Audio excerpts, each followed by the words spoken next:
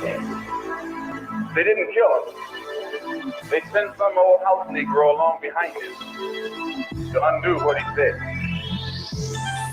You have to read the history of slavery to understand this. There were two kinds of Negroes. There was that old house Negro and the field Negro. And the house Negro always looked out for his master. Yeah, this that sacrilegious blasphemy, revolutionary speech to make them blasphemy, and I put it all to see my people free, even if it leads to Roman legions crucifying me. Yeah, this that sacrilegious blasphemy, revolutionary speech to make them blasphemy, and I put it all on the line to see my people free, even if it leads to Roman legions crucifying me. Blood diamonds in our veins, so we breathe green. Every nigga's a potential donor for a small fee. Over the years, I gave my blood, my sweat and tears. Upright, independent, and fearless, and it's all clear. They wanna see me on my knees with my hands out, but I refuse to be a pickaninny chasing clout. Your favorite rapper, honor master, he's a faithful slave. Valleys worshiping pagan rights for minimum wage. And I say the things that these house niggas wanna say. Can't cancel me cause I'm the coach and watch me lead the way. My footprints are clearly cut cause I'm a big stepper. I leave eternal landmarks, therefore I live forever. My Mauri ties can never be severed. Medieval demons plot to earn acceptance, and I don't have to get ready because I stay ready. Recite these banishing rituals, these are my confessions, and I got a 7-day theory like Machiavelli. That sacrilegious blasphemy, revolutionary speech to make them blasphemy, and I put it all on the line to see my people free, even if it leads to Roman legions crucifying me. Yeah, this that sacrilegious blasphemy, revolutionary speech to make them blasphemy, and I put it all on the line to see my people free, even if it leads to Roman legions crucifying me. Freedom of speech, just watch what you say. Them devils look for excuses to exercise their hate. Then soundbite manipulation justify the case. A pig's only agenda is to control our fate. So many snakes and I miss silent hissing like Judas, filled in malice and greed, but still I see through them, and I can see it in their eyes. They pray for my demise. A crown of thorns upon my head, but yet I hold it high, and I walk with purpose and pride in every step I stride, cause I made a vow to the ancestors to ride or die. So I bear the burden of many spirits and lost souls. Yeah, I'm captive within the struggle as I unfold. They hold the stripes on my back, look at my broken flesh. I'm speaking truth to power into my last breath. I hear true legends never die, and now I'm legendary, and I live forever through these lyrics even when I'm buried. Yeah, this that sacrilegious blasphemy, revolutionary speech to make them blasphemy, and I put it all on the line to see my people free, even if it leads to Roman legions crucifying me. Yeah, this that sacrilegious blasphemy, revolutionary speech to make them blasphemy, and I put it all on the line to see my people free, even if it leads to Roman legions crucifying me. Yeah, this that sacrilegious blasphemy, revolutionary speech to make them blasphemy, and I put it all on the line to see my people free, even if it leads to Roman legions crucifying me. Yeah, this that sacrilegious blasphemy, revolutionary speech to make them blasphemy, and I put it all on the line to see my people free, even if it leads to Roman legions crucifying me.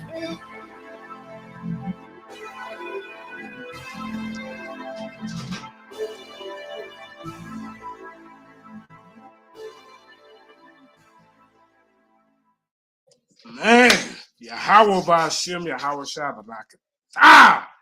Kwam Yashala. Welcome to the Lion's Den. Man, that was a Kemetian, the revolutionary in the building. I like that, man. Black power, peace and blessings, man. It's been a while, man. 7,000 been on the road, kicking ass and taking names. So it feels good to come on back home. You know what I'm saying? Back to the den. I've been out handling business. Now we back again with my clique. You know what I'm saying? These the real debaters over here, man. Hey, Karima, go and put the whole set on Front Street, man. You know what I'm saying? Put the whole set on, man. hey, like I say, this is a very interesting topic. We got some heavy hitters in the building. And what I'm gonna do, I'm gonna go around the panel, let them introduce themselves. But the title of this debate is who came first, the Mauri people or the Nagas?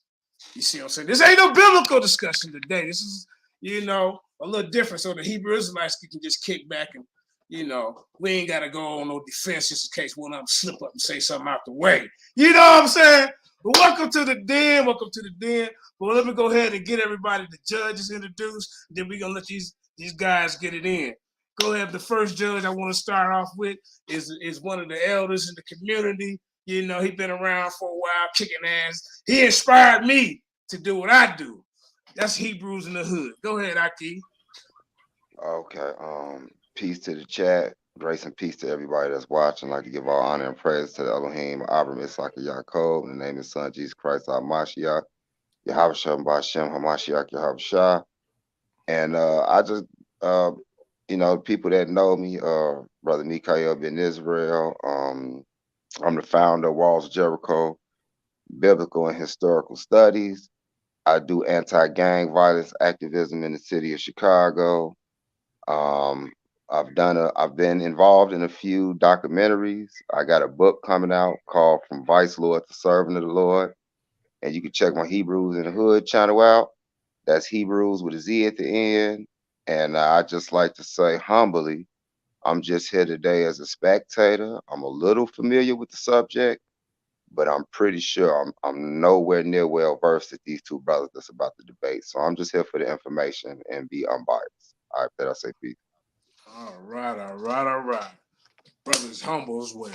All right. And the next judge we got in the building is the Lions Den champion. Go ahead, Aaron. You hate it. Go ahead and let everybody know the business. You know what I'm saying?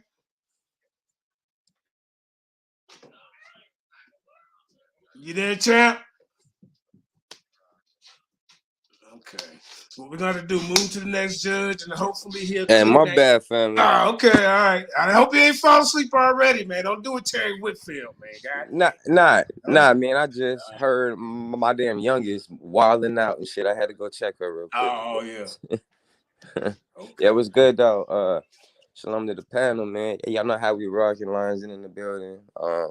Shit, man. I rep for that y'all only Torah only squad, man. So I'm just here for a good debate, yo. Let's go ahead and let that information ring out. Oh, and it seems to stem from, who was here first, the first peoples, you know what I'm saying? So that's always an information or a topic that piques my interest. So let's get it going. Shalom to the panel, y'all. All right, champ. All right, and our next judge is Black Lion Supreme from the Dagger Squad. You know what I'm saying? Me and him go back and forth over the years, but at the end of the day, we got respect for each other. Go ahead, Aki. Hotep, Shalom, my brothers and sisters. Black Lion Supreme, member of the Dagger Squad, co-founder of the 4 Point Nation Black Lions, my Hebrew brother, Dave. And just like to say what's up to y'all. And we're here to do this, and it's going to be a good debate. Everybody plug in, get your popcorn ready. These two powerful hitters is about to go in on with the information. We're about to learn some things we ain't never learned before. And both of these brothers are sharp and well informed. So let's get it on. All right, man. Peace and blessings. All right, and our last judge, we got Pianki Patah, Mantu Nefer Aman Ra. The brother got a channel called Paradigm Shift, so we're gonna let him introduce himself. Go ahead, Art. Hotep. Pianki Patah, Mantu Nefer Aman Ra, Chief Saber at the Temple of Het Haru right here in St. Louis under Baba Saber of Mauri Neferu, founder and host of Paradigm Shift TV 314. Salute to my brother Jeremiah Judah for having me. It's an honor. Salute to my brother Anu Kakarot. Looking forward to a great debate. There it is. All right, and last but not least, we got Sister Karima in the building. Go ahead, Sister Karima. Oh, she ain't on the panel. Okay, my fault. And we got a special guest in the building to join us today. There goes Sister Karima. My fault. Go ahead, Sister Karima. How y'all doing? I'm Sister Kareem. I'll be your timekeeper tonight. You already know I'm here for a good one. Celebrate the best debater win. For sure. All right. And we have a special guest in the house, first time joining the Lions Den. So I'm going to let him hang out. Brother Steve Calabero. Let everybody know a little bit about yourself so we can get this debate going.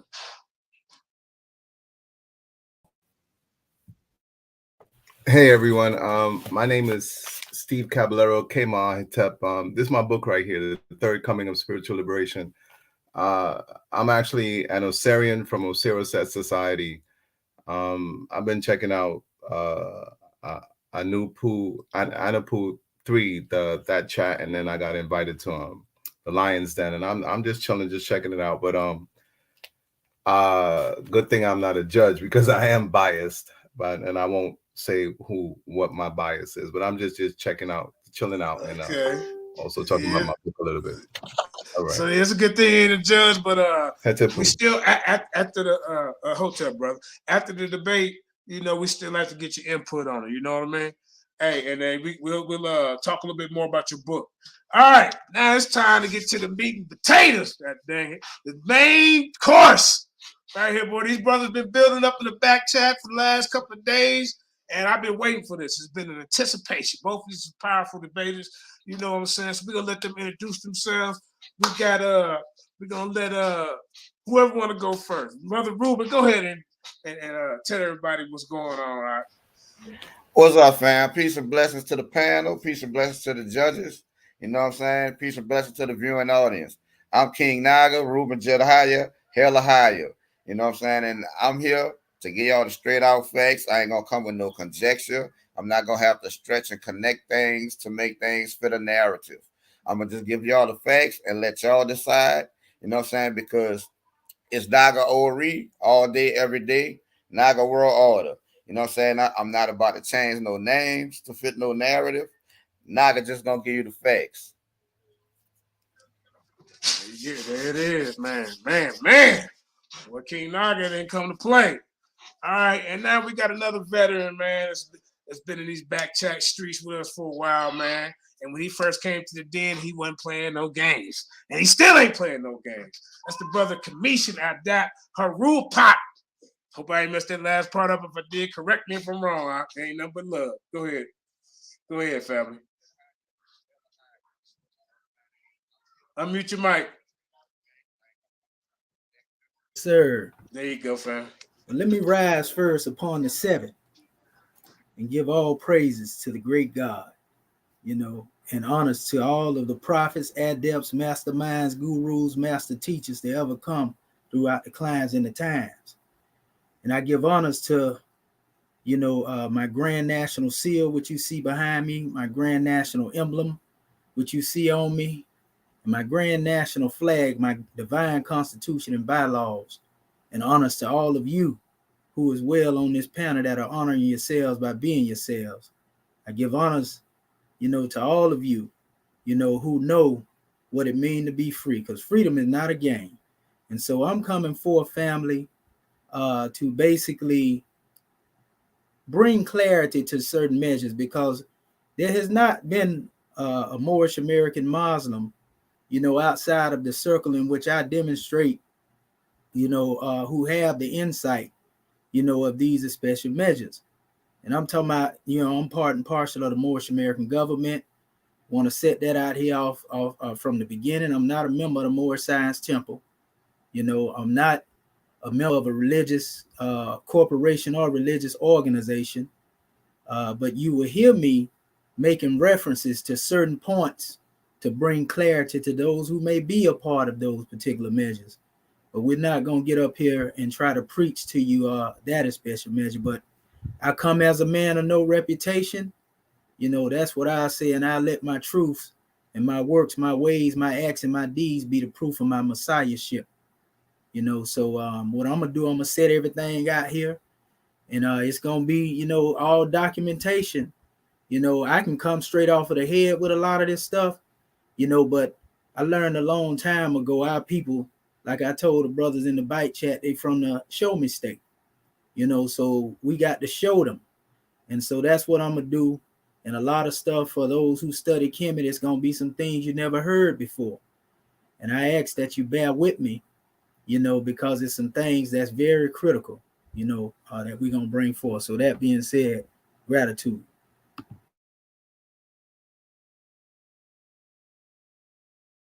All right. Man, it's about to go down up in the den, man. This is about to go down, man. Hey, the last time it went down in the den was a couple of months ago. The guy had a nervous breakdown. We ain't gonna talk about what I did to that man. You ain't seen him. Brother Sebastian.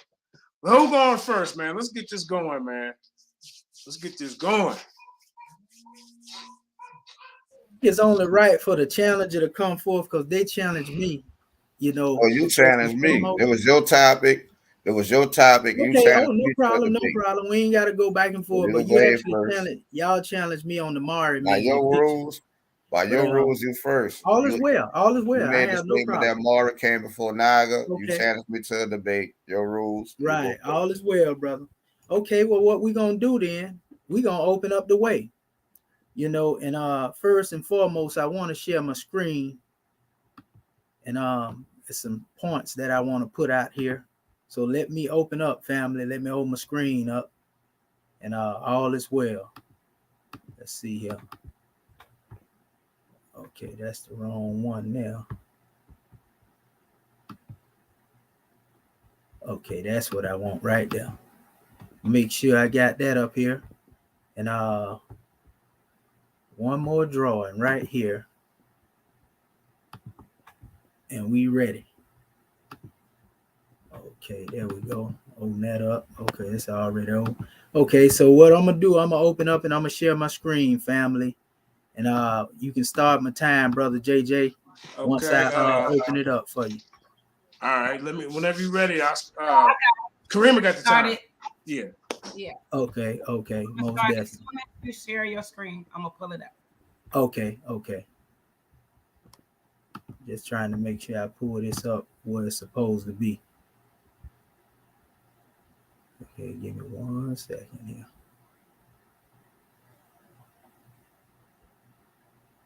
Okay. All right. Yeah, we ready now.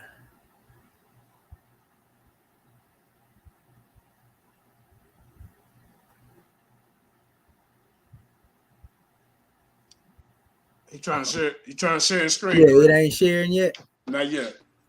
No, I'm waiting on it. Nope. Okay, I'm waiting. Let me hit it again then. Okay. Come on now, don't go to acting crazy in that screen. Okay, there we go, right there. There we go. All right. Click that. Get my window. Okay.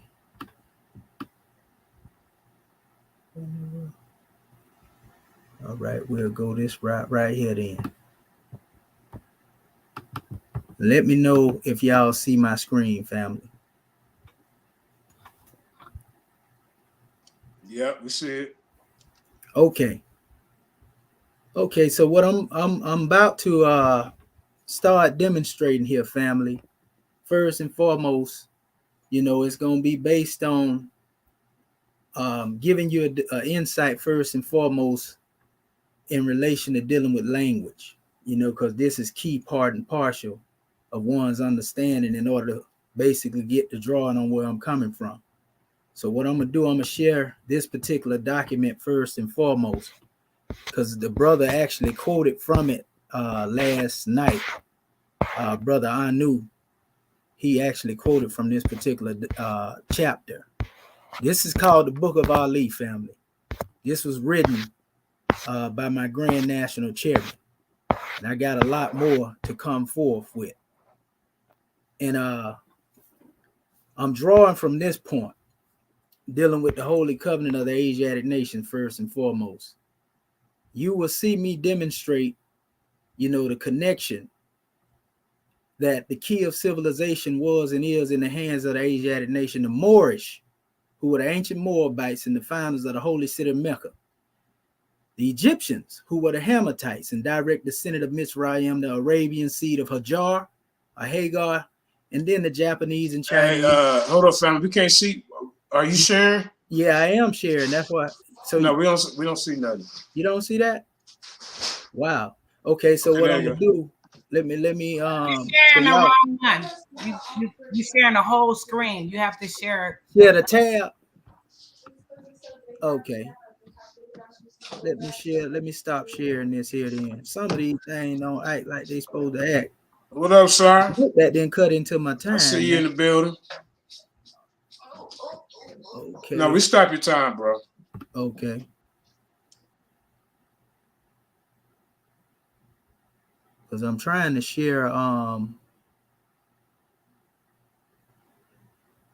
trying to share a PDF, but it ain't popping up where I want it to pop up at.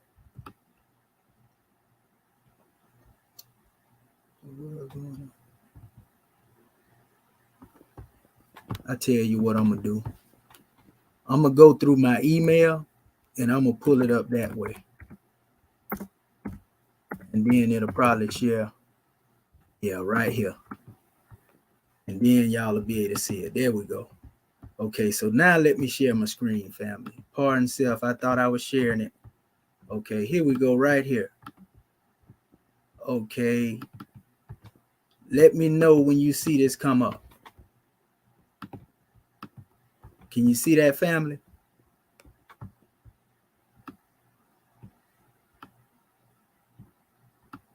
Can you see it? There you go. We ready now. Yeah, we're ready. Okay, all is well. All right. So start this time over. I never started. Your time starts now. Okay. All right. Thank you, sister. So basically, like I said, in this first particular chapter here, and this is where my basis of the knowledge is coming from, but I'm gonna bring the supporting evidence to prove what's said here. The key of civilization was and is in the hands of the Asiatic nations, the Moorish, who were the ancient Moabites and founders of the holy city of Mecca. The Egyptians, who were the Hammatites and a direct descendant of Mizraim, the Arabians, the seed of Hajar, Japanese and Chinese. The Hindus of India, the descendants of the ancient Canaanites, Hittites, Moabites from the land of Canaan. A lot of people have attacked, the teaching of Prophet Noble Drew Ali in relation to dealing with that special measure. I give honors to my chairman for giving us a grand drawing in relation to dealing with the Book of Ali. And I'm gonna come from this particular chapter as well because it ties in dealing with Egypt, the capital empire and dominion of Africa. And it states the inhabitants of Africa are the descendants of the ancient Canaanites from the land of Canaan. Old man Cush and his family are the first inhabitants of Africa who came from the land of Canaan. Now, I want our people to understand that when it says Canaan, it's not talking about, just one's basic understanding of what you're talking about when you're dealing with Canaan. Because we're talking about actually ancient Cush in essence, because the original inhabitants of Canaan were the Cushites. Okay? So his father, Ham, and his family was second. And then came the word Ethiopia, which means demarcation line of the dominion of Amexem, the first true and divine name of Africa, the dividing of the land between the father and son. In other words, the descendants of Ham, they migrated over into the West African area, according to our teachings. And then the son is the one who established the foundation of Cushites along the Nile Valley civilization. So the northeast and southeast is dealing with the Cushites, and the northwest and southwest was dealing with the father, which was, the Hamites, so forth and so on. This is very powerful when I bring all of this out. So it states the dominion of Cush, northeast and southeast Africa, and northwest and southwest was his father dominion of Africa, just like I stated. Now, there are certain measures that the chairman gave in commentary that I'm going to use as a foundation of my premises, so to speak. And we're going to come from this special measure. And this is very key before I get into anything else I say. And in the States, most histories are current stories being told of a conqueror's plight as past subjugations, and because history is not always an exact science. It rarely reveals the true chronicle of those who have been conquered. The history of Africa, a grand example, is largely told in the archives of European folklore, right? And not by who they say are Africans. See, this is my approach. A lot of what you think is Kemetic has been told from the perspective of the European. They tell you that they have taught Medu Neter, they translated Medu Neter, and I'm going to show you, when that portion come up, that these ones are actually robbers and thieves, and that they stole from our people, remixed the truth, and then hid the truth right there, before our eyes. When referring to Africa or Africans, it is customary during the triumphant age of the European to first remove God away from the African subject by renaming said life according to the delights of their victorious vision. But Africa is not the original name for the world's first inhabited continent, nor did the indigenous inhabitants call themselves Africans. Do not be deceived by this name Africa. Modern Africa got its name from Milianus Africanus Numatius in 185 to 129 BC, descendant of Roman nobles after conquering Carthage 146 BC. The true name Tunis, north of Mexum, as founded by the Moorish. Mexum is the first true and divine name of the continental land masses and waterways the world now calls Africa. The name of Mexum means heaven or land of the holy people or home of the gods. Africa is what a Mexum appears to be once the true and divine God has been removed from its history. Without God, who would know the true history? Who would know true history reveals a history so ancient it predates the great earthquake when Mexum included the entire continental island landmass of Laurasia, Lemuria, or land of Mu, after the fall of man into human knowledge, symbolized by the infamous Garden of Eden, Canaan, where Adam, Issa, called his wife Isha, and Eve, before they became the mothers and fathers of the human family, our carnal family, when they fell from their Sahasrara crown chakra through their Muladhara, their bottom chakra. They were cast out from this part of Laurasia into the world, which became known as Asia. The inhabitants of Asia were called Asiatics, meaning earthbound. And anybody that know anything about history and teachings that deal with higher science, if you know anything about the teachings of the Kabbalah, for example, or the Zohar, Asia represents the physical planet. You see, Asia is traced back to their special words that have to do with that. But we'll get into that as well. It says, still the first landmass, a Pangea with surrounding waters, with the divine name of Mexum, is the land men call Earth to this day. It should also be noted Mexum is a continental land, areas, and antediluvian era. Noble Drew Ali referred to when he officially identified the Moorish Americans are descendants of the ancient Mu Lemurians, in other words, Moabites. 3 minutes remaining.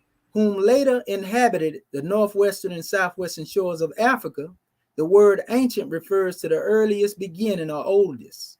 Noble Drew Ali used the word ancient to date back to the Atlanteans period, when the gods first began to take on the slower garbs of human flesh and became the mothers and fathers of human family, Asiatics, earthbounders, and gods, Muslims. So that's one of my foundations that I'm laying, and I'm building from that special measure. Now, when he spoke on the concept of dealing with the Asiatics and the Muslims, so to speak, many of our people don't know that when you're talking about a Mexum has to do with Oxum, for those who have no knowledge. A Mexum is dealing solely with the Oxumite dynasty in creation. So I'm trying to find my special map.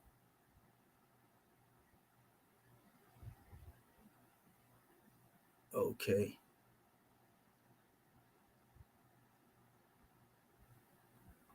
Okay. Let me see here. Can you still see me changing the screen right here, sis? Is it changing as I'm talking? Yeah, brother. I just want to make sure then. Yeah, you good. Okay. So I'm going to go to my pictures here and I'm going to close it out and let the brother come forth with what he's saying. And it actually comes from here. And if I ain't got time, I'll pull it up as I come into my next one. But nevertheless, this computer is so slow. What my time at right now, sister? You got 1 minute and 2 seconds. Okay. So I should be able to find it right here then.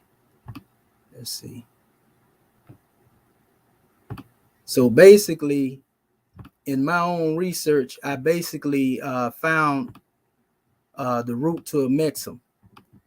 And it's basically dealing with two places.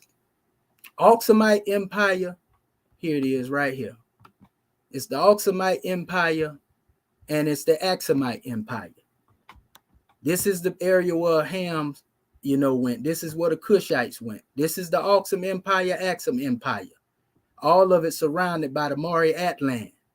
And so this name Awesome coming through Om being spirit man and Axum dealing with the heavens. That's why we say it mean the gods, the home of the gods. So this is the axis of the heavens and the earth. And so it was spoken on that the ancients supposed Mount Atlas in the ocean on the West Africa being the boundaries of the world. And this remote, perfectly known region was made the scene of the wildest fables. It's saying there in a remote district of Ethiopia is a general name for the sunburnt Africans. All right, let him finish the paragraph. Yeah, Axiom supports on his shoulders has to do with the heavens studded with burning stars, just like what I got on my shoulder. So these are like the epaulets of the earth. So I'll stop with that and then I pick up on the next measure and go into my etymology. Let me stop sharing my screen. Okay. We can't hear you, Judah. All right. I said that was a lot of information to digest. So I hope you judges is keeping track. You know what I'm saying? So what we're gonna do is go ahead and get to the next debater, King Naga, and remember the topic of the debate is who came first? The Mauri or the Nagas? That's the topic. All right. So let us know when you're ready, Aki. See, I'm ready. Let me go ahead on and share my screen, and while that's loading it, let me go ahead and share my screen.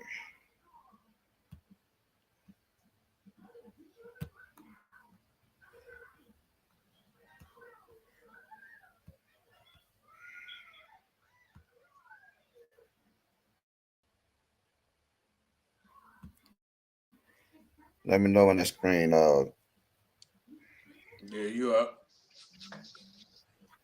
Now, I'm not here to wow y'all with timelines that the DNA can't back up, that archaeology can't back up. I'm not here to wow y'all with those type of timelines. I'm here to wow y'all with African language, history, and culture, and substantiate the facts. Now, I'm gonna start off like this. What etymology is. You see that? Etymology is the history of a linguistic form, such as a word shown by tracing its development since its earliest recorded occurrence, which you do with the consonants M and R. You take them back as far as you can when it comes to linguistics of the human language, right?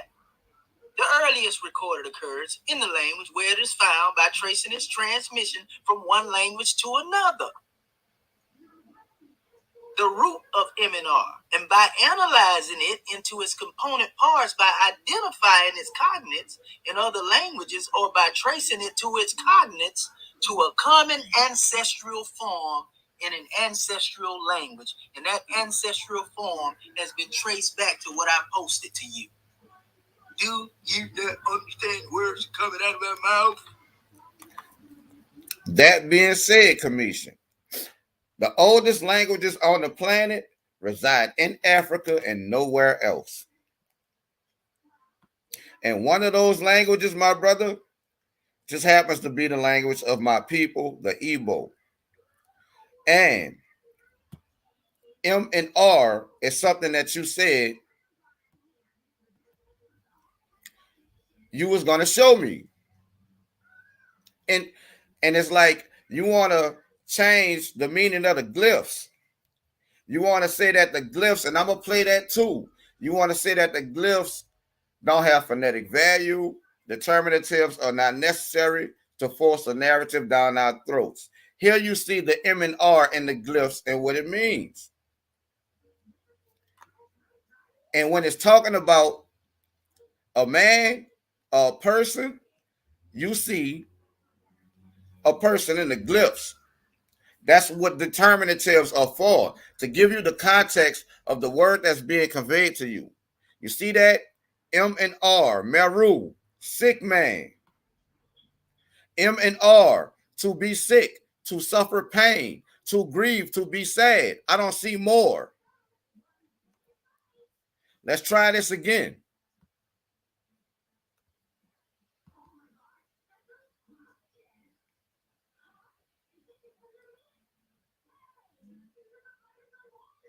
There you see it again, a different variation. Mar, M-A-A-R in the glyphs.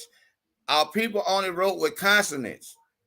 So you could just about take the vowels out, and when you do the etymology on these words and take them back to their origin, as you said, this is how you do etymology, and the words have to remain cognates. So I'm taking y'all to the root first, because this is the first alphabetical system. This is one of the first writing systems known to man, and it is highly sophisticated. Do all of the characters in the hieroglyphs have phonetic tone? No, they don't. There are determinatives and indicators as well.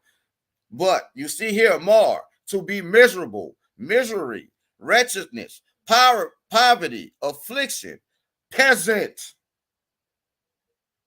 a poor man, one of humble conditions, or one in a miserable or oppressed state, to slay, kill, mass. These are all connotations of what you are trying to force feed down our throat with the M and the R.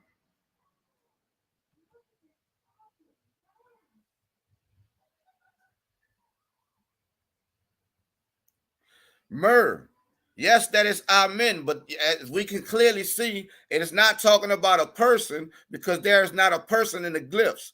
Pyramid, tomb. This is talking about the pyramids. You have M and R again, Merah. It's a sailor, where it's talking about fleets and ships. And you see no person in the glyph where it's talking about fleets and ships. As you can see, you see no person in this glyph for ships and fleet. But in the glyph for sailor, you see a person. Now, let's go here. So what you're trying to force down our throats, Kemetian, to make a claim to be older than the Naga. This is who you're talking about, D. Mauri. Morris Gauze. Look at all this. This is constructed conjecture. This is what he's trying to say is a designation for a people called Moors in the glyph. But as you see, there is no person in the glyph. There is no plural indicator in the glyphs. So we clearly see that this is not talking about a person. Now I'm going to show y'all something. I don't have to stretch and connect things for my people of Naga Ori.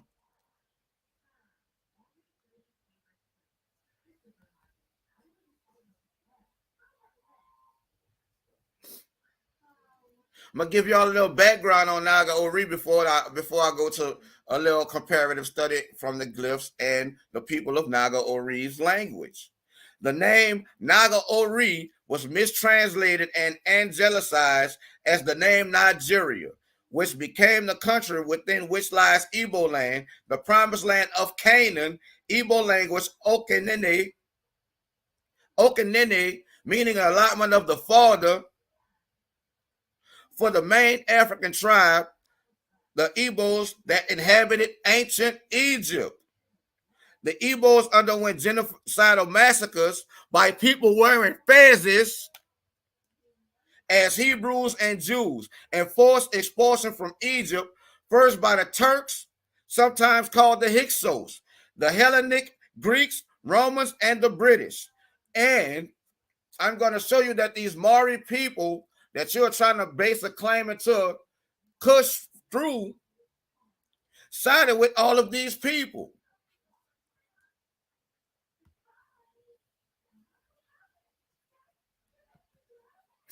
Look at the glyphs, folks. Now, I don't have to interject nothing. You see, this is something that's talking about a person. It's a title. It's a title for a person, for chief and prince. Mes, M-E-S. But S and Z are interchangeable consonants across African languages, folks. So what you see as M-E-S could be Mazi. And Mazi is a title that I acquired after my father went on and transitioned to the ancestors. I was already Ezi. Now I can become Oba.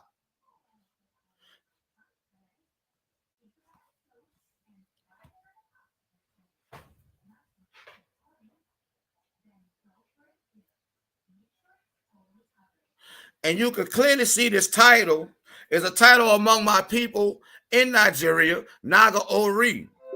This is the basis of Naga world order.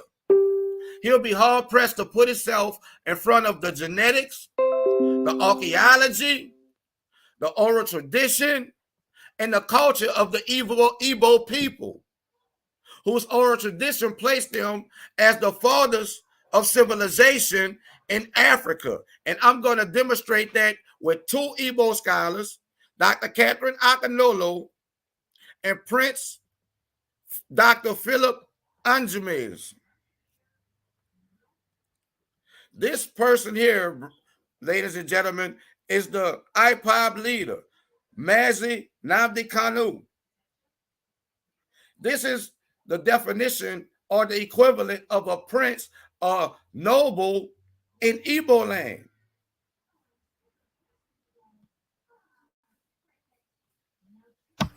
Three minutes remaining.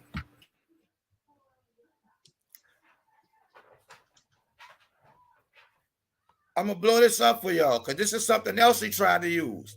And he was asking me, where are the Nagas?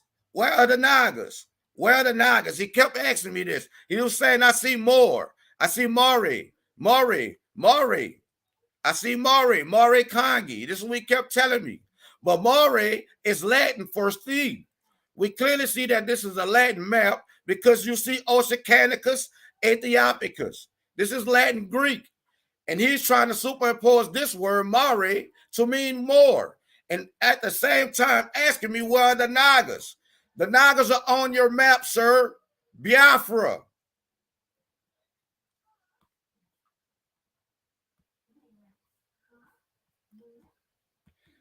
Let's blow it up so he can really see it.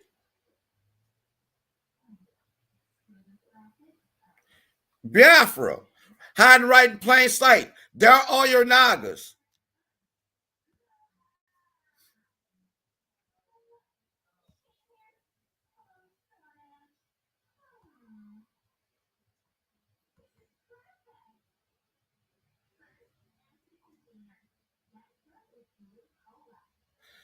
Now, this is the people who the Mauri, that term Mauri traced back to, because Mauri only goes back so far in linguistics. It goes back to Latin Greek. And the Arabs brought this Mauri term across the Sahara and was amalgamating their slaves into it, their servants into it. But their real name is Sanhaja. The Western Sanhaja was converted to Islam sometime in the 9th century. There were subsequently united in the 10th century. With the zeal of converts, they launched several campaigns against the Sudanese, adulterous black peoples of sub-Saharan Africa under their king Tubortan, Abin Yusufashar. This is a Moorish name. I really can't read it. The Sahanja Lamtuna erected or captured the citadel of Ald Daghusht, a critical stop on the trans-Saharan trade route. After the collapse of the Sanhanja unit, Ald Daghusht was taken by the Ghana Empire. The trans-Saharan routes were taken over by Zenata, who you don't say exists. Another variation of Zenata is Zenaga. In the people who you're claiming to be, there is Naga. Magrawa of what that is, Silajamasa, before the El Moravids, which is who the Sanhaja end up turning into, the El Moravids.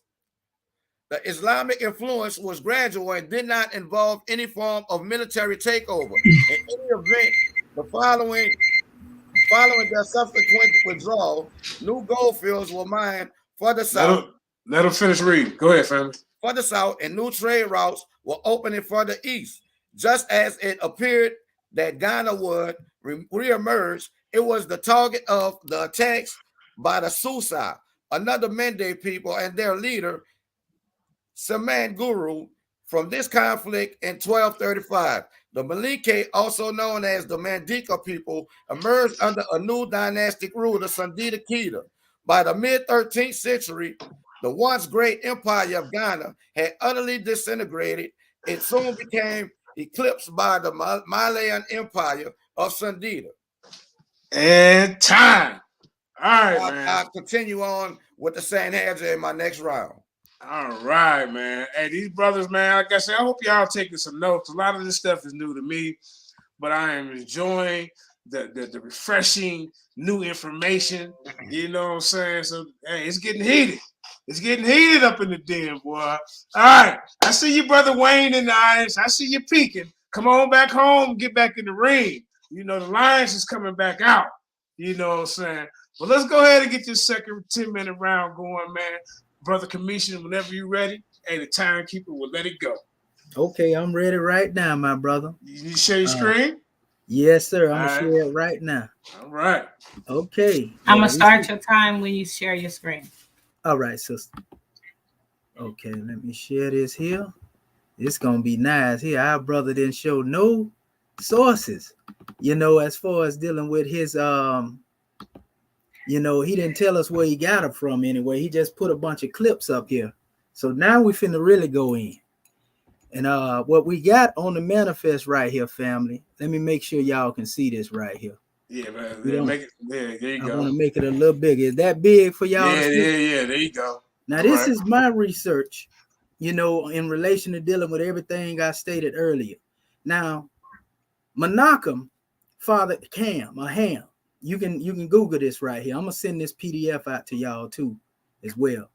And then Cush came from Mesra and put in Canaan according to the Piscean records of what people call the Bible. So I'm using this as a guideline because those who descended from Cush, for example, they were known as the Meroe, that Meroe dynasty that they're talking about, that are Nagas, is no more than 1,000 years old. Google that and check it out, Morris King. The Meroe, not the Cushites themselves, but the Meroes who descend from the Cushites. And Meru, if you look at the root, the M and R is there. These are the Moors that were known as the Sabah Meroe, which are the Moors. Then you have what you call M and R, because see, we ain't gonna do no selective teaching where he can go and just connect certain things like he did on the map, and it didn't have nothing to do with the name Nag. It was Bihaga or something like that right there. Didn't have nothing to do with NAG root. So if he can do that, then I'm gonna show you and stay in line with the subject title, Mar, Mira. We know that Mar and Mira is from Mesra, which are the Hekopta Moors. That's me putting the caption on the bottom. I'm letting you know who they descended from and what it became now in this era in time.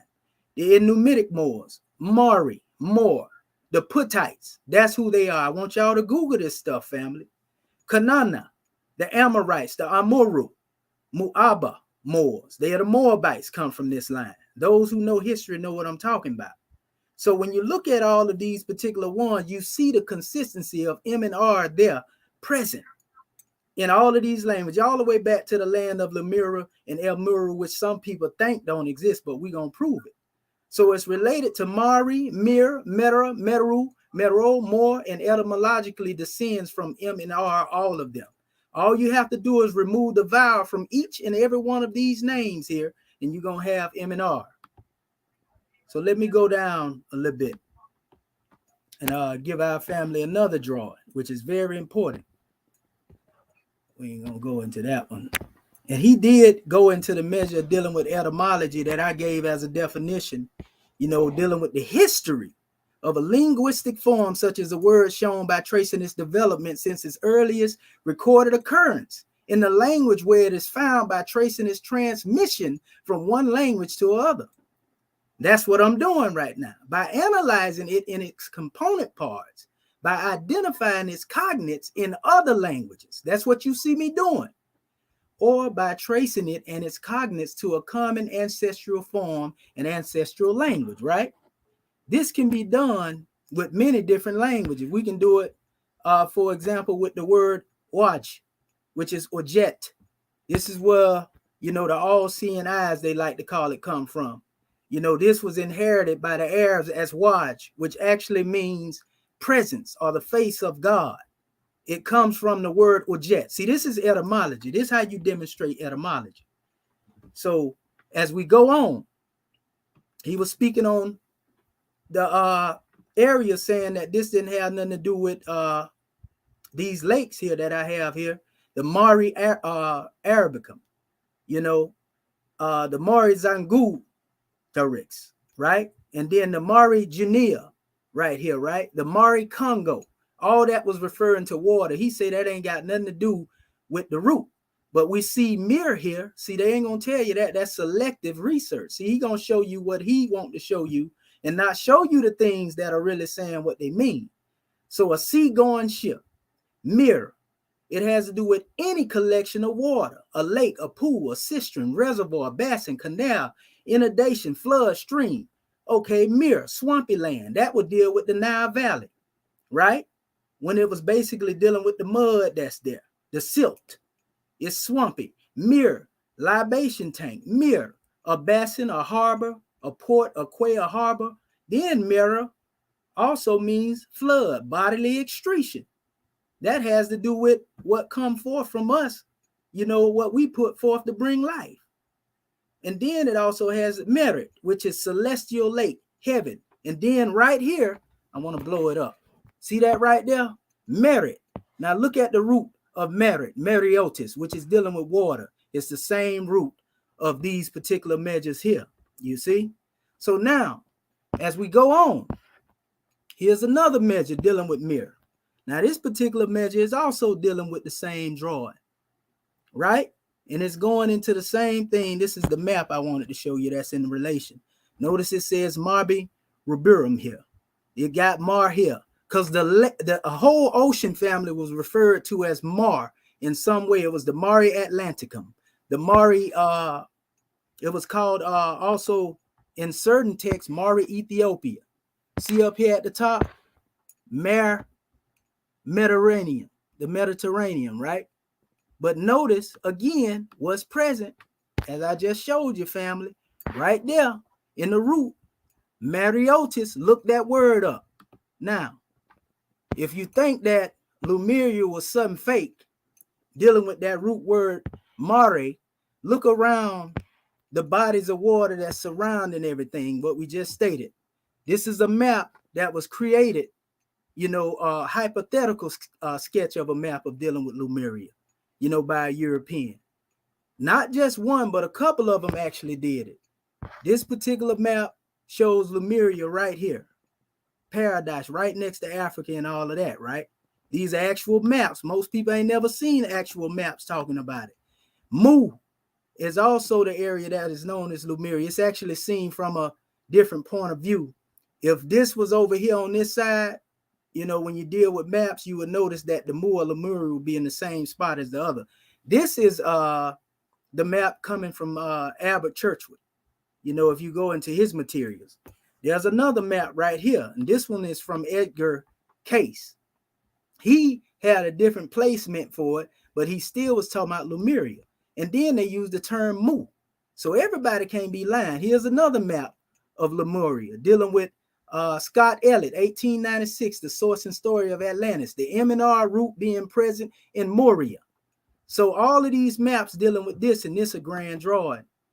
Now, when you get to dealing with talking about people being referred to as Mir, here you have Mir as a guardian of the provisions of God.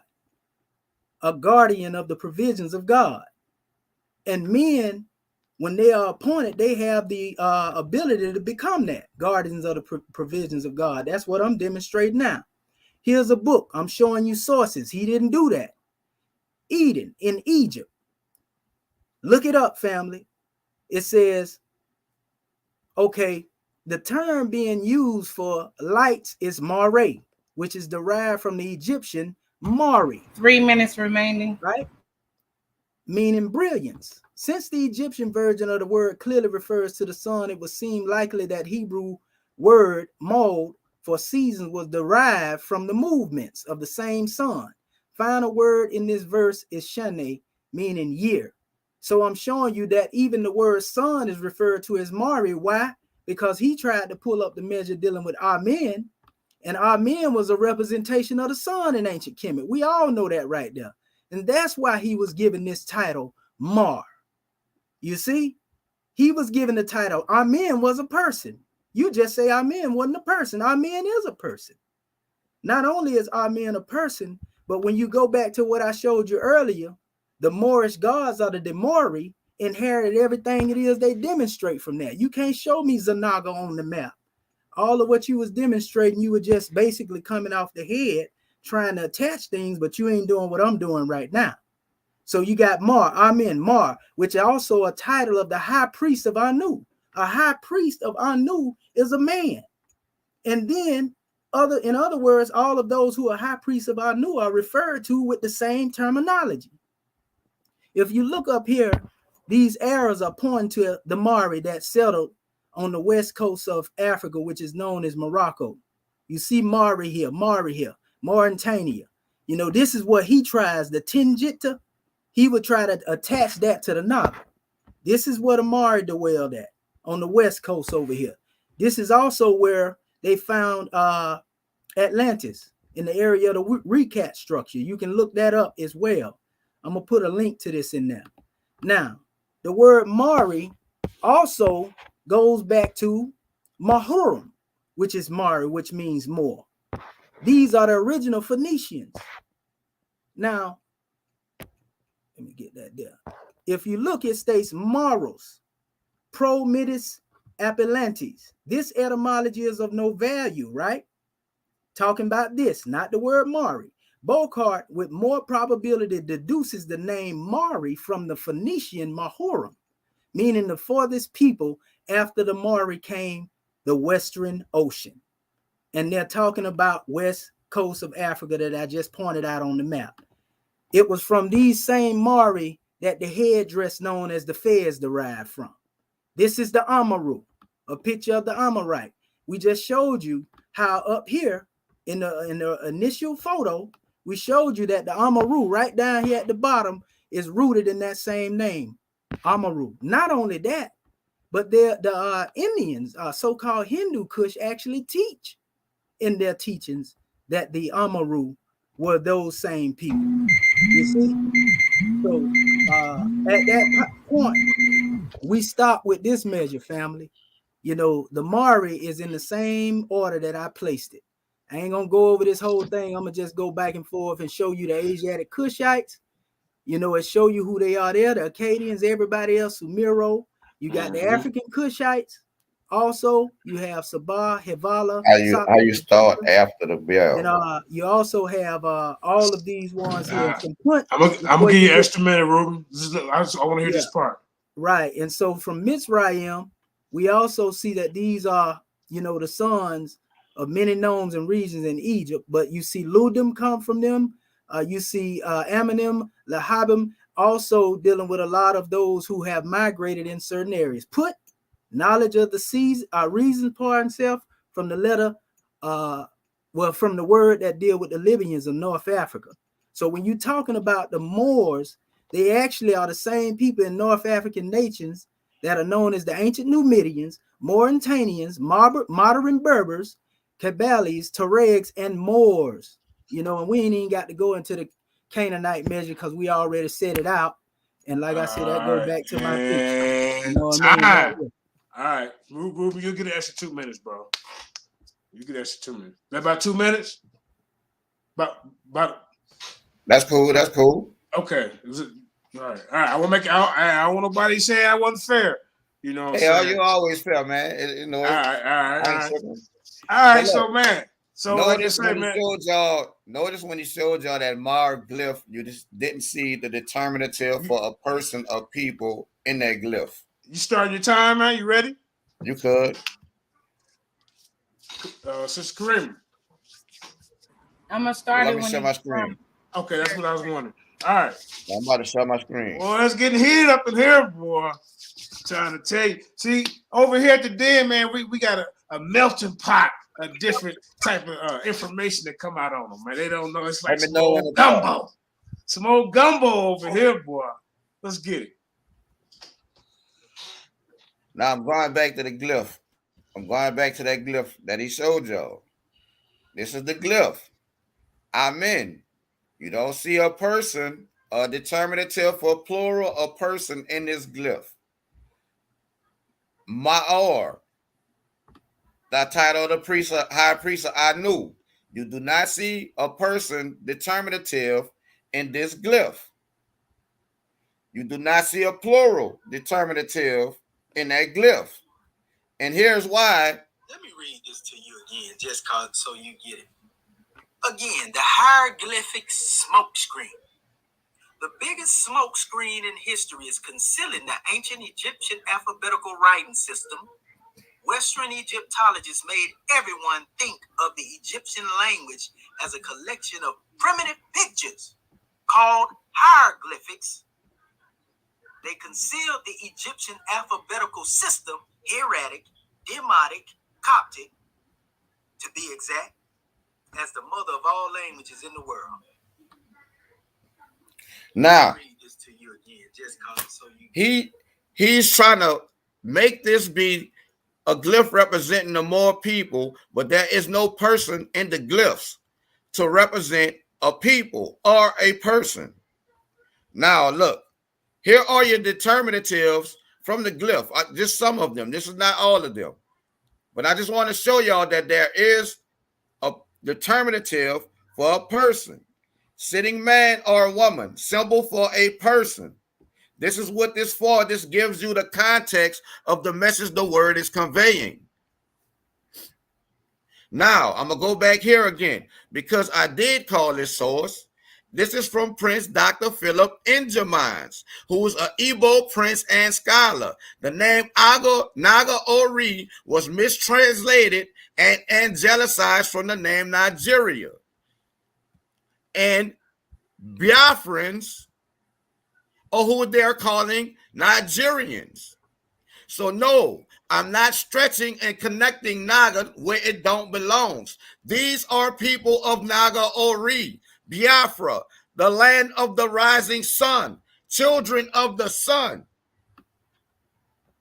Doesn't that sound familiar to you?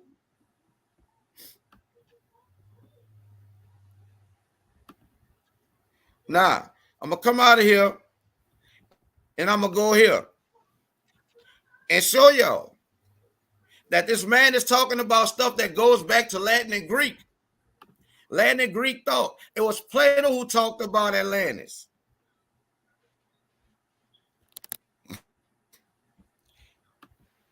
Mauritania, name of a modern nation since 1960, an ancient kingdom of Northwest Africa.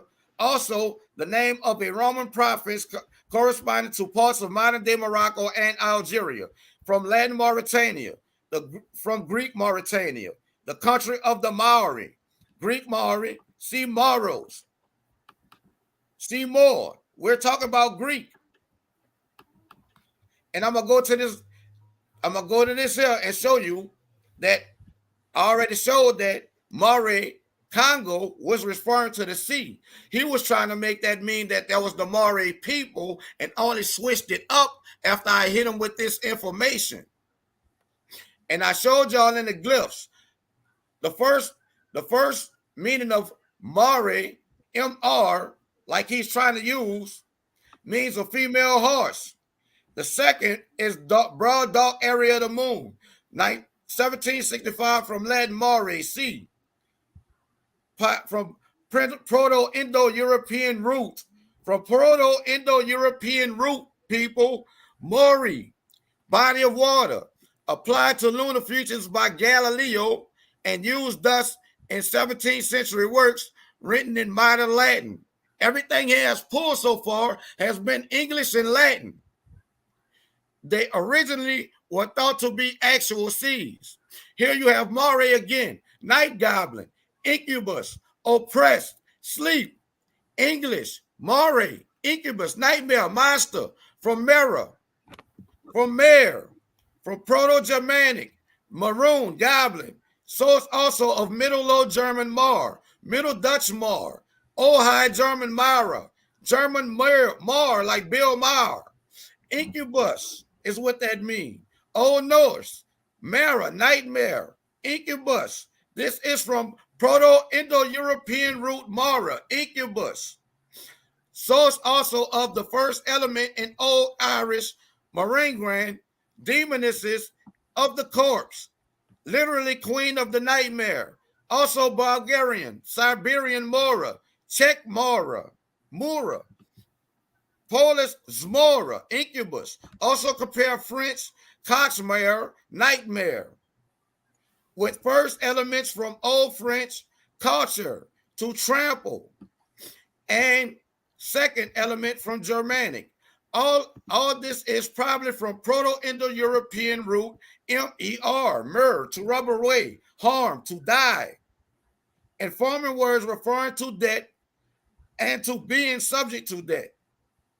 The word in English now survives only in nightmare. Now let's go back to the glyphs.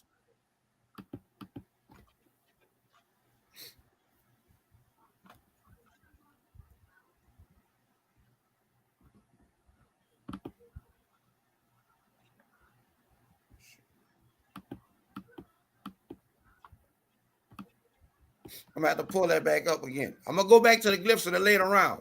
Here you see the Islam slave trade, part 2. Murder the Moor. These are the people who enslaved us from East Africa to West Africa. These are the people he's using, people. These are the Mauri people. Harrington, also referred to Harrington. This is from Wikipedia. Haratini are a group of indigenous dark-skinned Africans inhabiting parts of North Africa and the Sahel. They are mostly found in modern Mauritania, where they form plurally Morocco, Western Sahara, and Algeria, Tunisia, and Libya. They are referred to as Kostan. The Harrington are distinct from modern sub-Saharan Africans. You hear that, right? The Harrington are distinct from modern sub-Saharan Africans and speak Maghrebi Arabic dialects as well as various Berber languages. They form the single largest ethno-linguistic group in Mauritania, where they account for 40% of the population. They have been called a socially distinct class of workers. I'm about to go back to losing my voice. But I'm about to go back to my files and pull up them glyphs for y'all.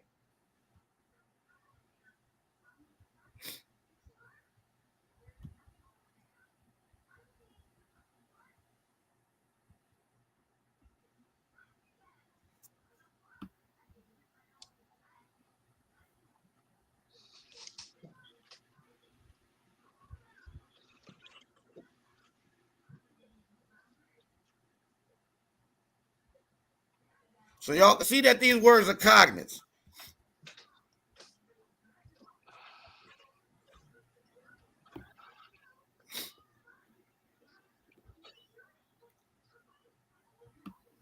You see sick man. This is talking about a mortal man. And when you see when it's talking about a person, you see the persons in the glyph. You didn't see people or a person in his glyph. So we know that that glyph is not referring to a people.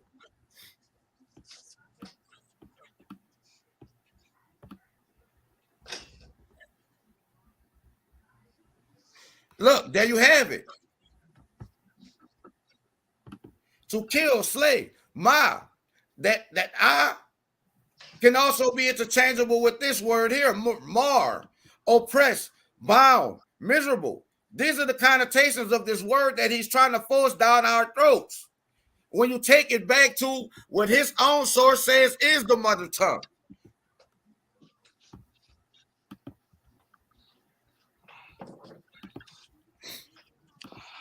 And these glyphs, people, correspond with African Bantu languages.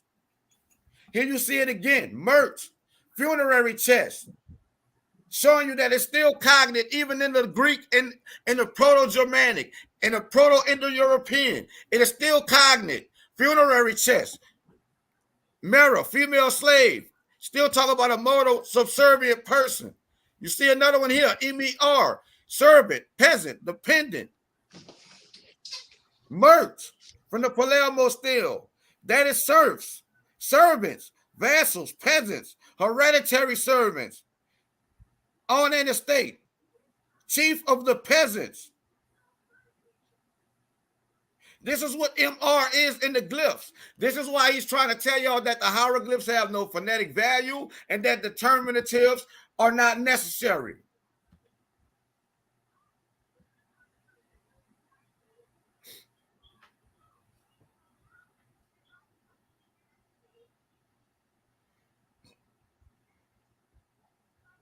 This is Gardner's dictionary that I've been putting on him. Mirth again, you see it. Sickness, illness, pain, sorrow, cruelty, grief, fatal disease. It's talking about death, suffering. You see it again. Sickness, another version. And notice, you know it's not talking about a person or people, but you see the plural indicator. When it's a plural, you always see a plural indicator to give you the context of the message that these glyphs are conveying. Here you see it again. Mur, moot, to die, death, death. So is the Proto-Indo-European line? 3 minutes remaining. Here you see it again. Mercy, the damned, dead. Over and over again. The brother said, I don't use sources. Here's a source. Slaves from Roman times to the early transatlantic slave trade by William D. Phillips, Jr.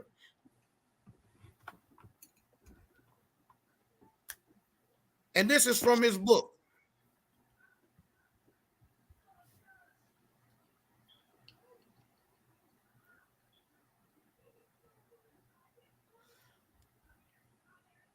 From the base of Argon, the Portuguese penetrated the African interior from a time. They had inland trading stations at Wyden, at crossroads for the caravan network, but it was ultimately unsuccessful. But again, Argon itself, the commercial opportunities were limited, and it was never more than the terminus of a branch route off the main West African caravan paths. The ability of trade goods was greater in Black Africa farther to the south, letting you know that even though it was the Saharan trade, they went farther to the south. And by the mid-16th century, when the development of the Atlantic trade increased the volume of commerce, Argon began to decline, especially because it had never achieved self-sufficiency. By 1448 and 1460, the Portuguese reached the next section on the African coast. The area directly north and south of Cape Verde were the two major rivers, the Senegal and the Gambia, and two lesser ones, the Castlemans, and the Geba flowed into the Atlantic. The Portuguese called this stretch the Cape Verde coast, and modern historians call its northern portion Senegambia. The first region discovered where sub-Saharan blacks lived. You heard that? The first region discovered where sub-Saharan blacks lived, not Moors. It was tied more closely with the commercial and political centers of the Sudan than any other coastal region. Letting you know that it was tied with the Nile Valley, way from the west coast of Africa. Only the ignorant separate the two.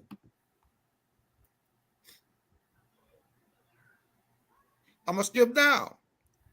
The Portuguese traded horses for slaves. The Jolofs had already been trading horses for slaves with Arab and Sanhaja dealers. That's your ancestors. He got 2 more minutes after the bell because I gave 2 more minutes commission after to the bell. Yeah, right, go ahead. Cool.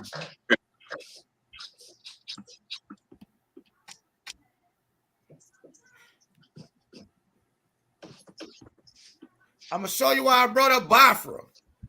We already got it established that Biafra is Naga Ori. Naga World Order is coming up out of Naga Ori, not India or nowhere else. Biafra, as you can see, our people wrote in consonants. Our ancestors only wrote using consonants. So you take the vowels out of this word, and vowelize it according to African languages. You have Biafra, which is Biafra.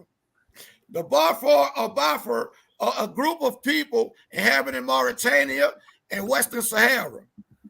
Their origins most likely ultimately lie in the Mande peoples, only to later be absorbed by groups such as the Wolof, Shuri, Fulani, and Arture.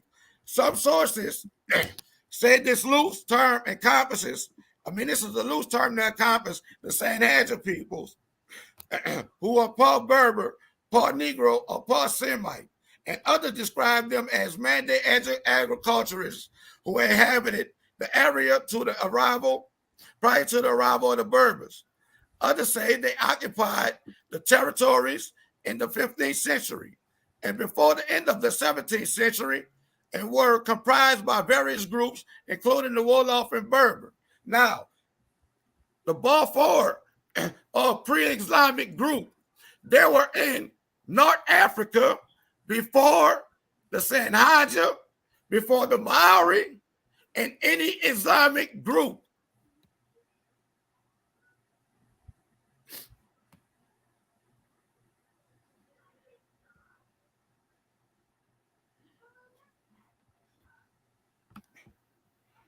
And here you have the bullhead.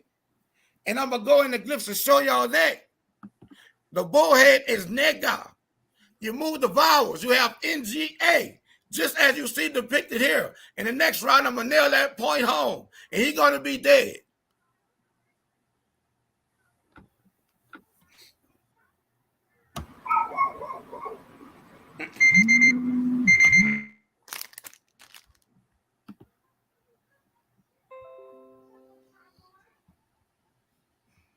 Can't hear you, JJ.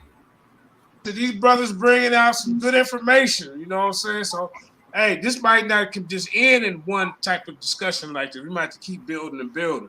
We got Mighty Hebrew from Africa. Go ahead and say something real quick, Mighty Hebrew. Just, hold up, brother JJ. Don't I get another round? We went 2 rounds. Yeah. No, nigga, hold on.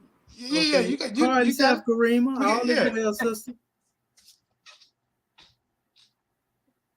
Can't hear you, brother. We just take a little intermission real quick, Kemetian. You gonna get your time, bro. We can't hear you, man. So you might Unmute your mic. Unmute your mic. Okay, well, we have to say something at the end of the show. All right, go ahead. Let's get it back in. Okay. This is the third. Now we're going into the third round, Kemetian. This is the third round. All right. All is well, bro. Yeah, I know you. Hey, I know how it is, man. Hey, no, I'm cool, bro. All is well. Yeah. All is well. All right. I'm finna share my screen right now. All right. Okay. Okay. Hallelujah, I'm on. Okay.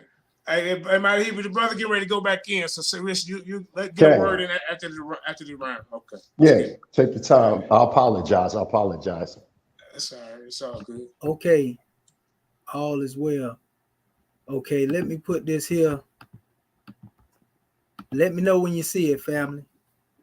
Okay. You see it? Yeah, we ready. We ready. Okay, Your time basically starts now. Okay.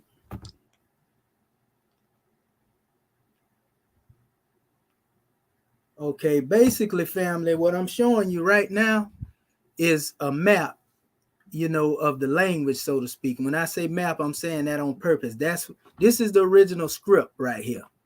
This was transcribed into these symbols. This what this brother don't know. I'm here to tell you that the European E. Wallace Budge had Coptic Christians to transliterate this information. He didn't do it himself, and he would tell you that he was guessing at it. So I don't depend on what he's saying per se in these glyphs here, because these glyphs wasn't the original language. That's meant to be understood metaphysically. It was never meant to be an alphabet. The true alphabet, which is hieratic, that it was transcribed from, or translated from, is the true language. So it's hieratic, Demotic, and Coptic. Those are the written languages. Hieroglyphics were created by the European, and I'll get into that at another discussion when it comes to it. And our brother Mustafa Gedala, you know, actually wrote on the Egyptian. Can you see my screen changing, family?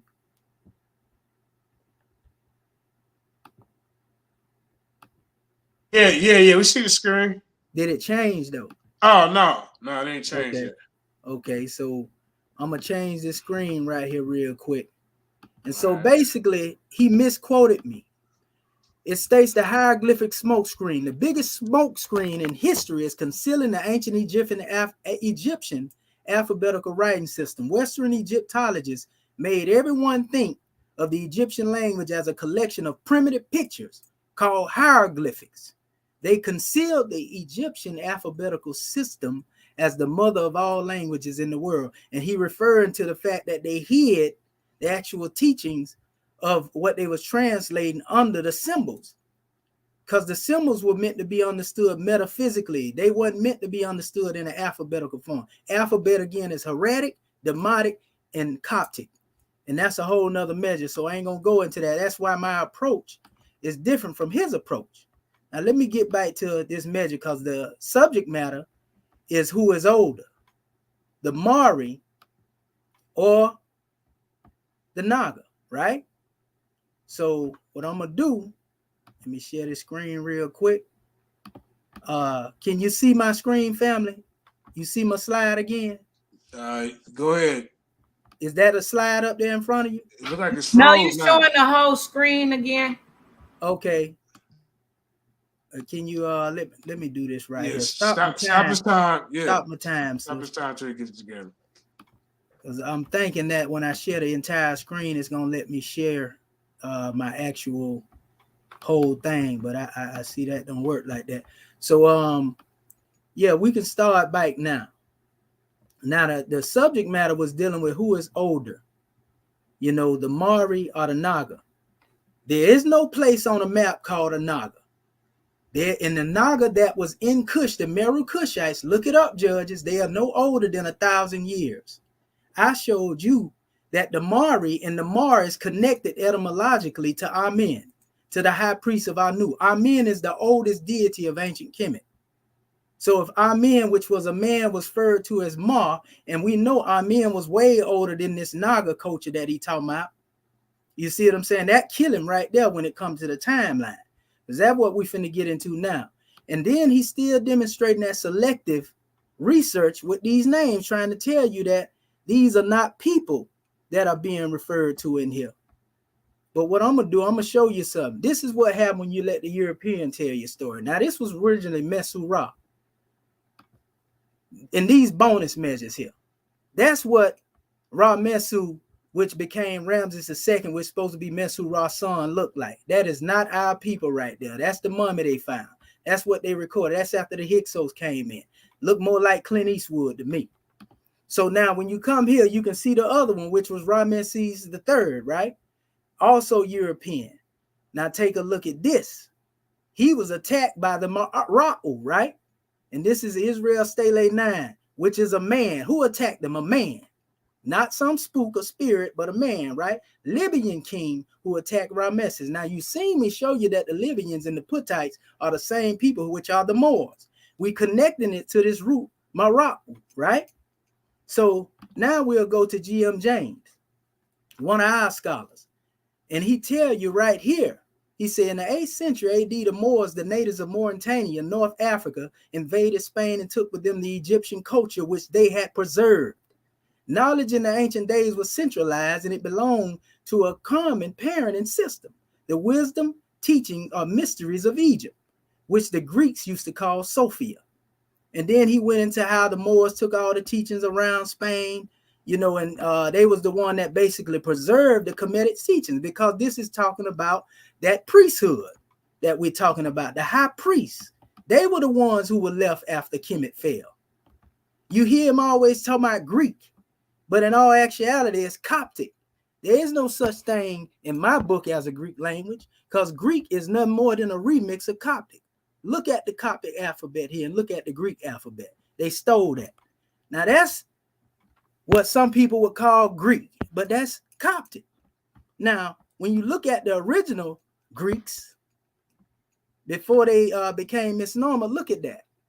That's a brother with locks with the same language that I just showed you, right? This is a bonus right here. Aristotle, the Arabs recorded this here. Aristotle, which was supposed to be a Greek. Look at it. See, y'all ain't never seen this here. This is a Roman right here. That's how they look. So when if it is a Greek or a Roman demonstrating, it's still coming from our people.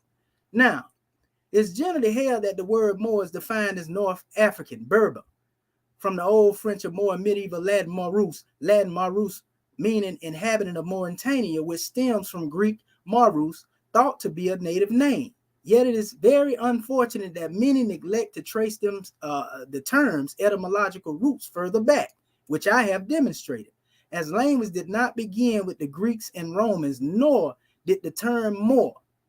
It says, so we must look further back to find its source, which brings us to the Phoenician term Mahurim, which I spoke on earlier, and can be ultimately linked to Egyptian, M-N-R, Mir, Mar, Mehru, Mu. Okay, now this is an ancient source, and I use a lot of classical sources, so y'all can't say I just made this stuff up recently. A book of beginning by the English poet Egyptologist Gerald Massey tells us that this name for a land lying northwest of the African center always reckoned from south would deposit the names of Mauri, land, Maryland, Marmarica, a duplicate from Morocco, as the Mauri or the Moors went further north into Spain. That's one measure. He goes on it. I ain't got to even beat on that horse right there, you know, that he was talking about. And it definitely ain't us, you know. So we also have the history coming from the essence of dealing with the Mehiru or the Tameru. And these are dealing with the people. Going back here again, Mauri, Mamarica, Northwest, Mauritania, that's linked to the same people, right? Coming here, here's another measure. Ethiopia properly is highly remarkable in ancient history and scripture is called Cush, and its kings are distinguished from those of the Mauri. A country of these Mauri were in very ancient times a great state in South Egypt. Its capital was Meroe. That's why you see me connect Mauri to Meroe. These ancient sources, family, that come on the manifest hundreds, almost 200 years before me. I ain't making this stuff up. I didn't just come off the head with this stuff. Look at this. Look at how the word changes. Mauri, Muri, Luzum, Mahari, right? As we go on. This is the nail in the casket here. When we go into this special drawing, family, as I showed you, Amen means more. We even see the headdress and where it came from, which was the people. I showed you that. But this is where I want to get at right here. We're dealing with timeline now and the ancient people.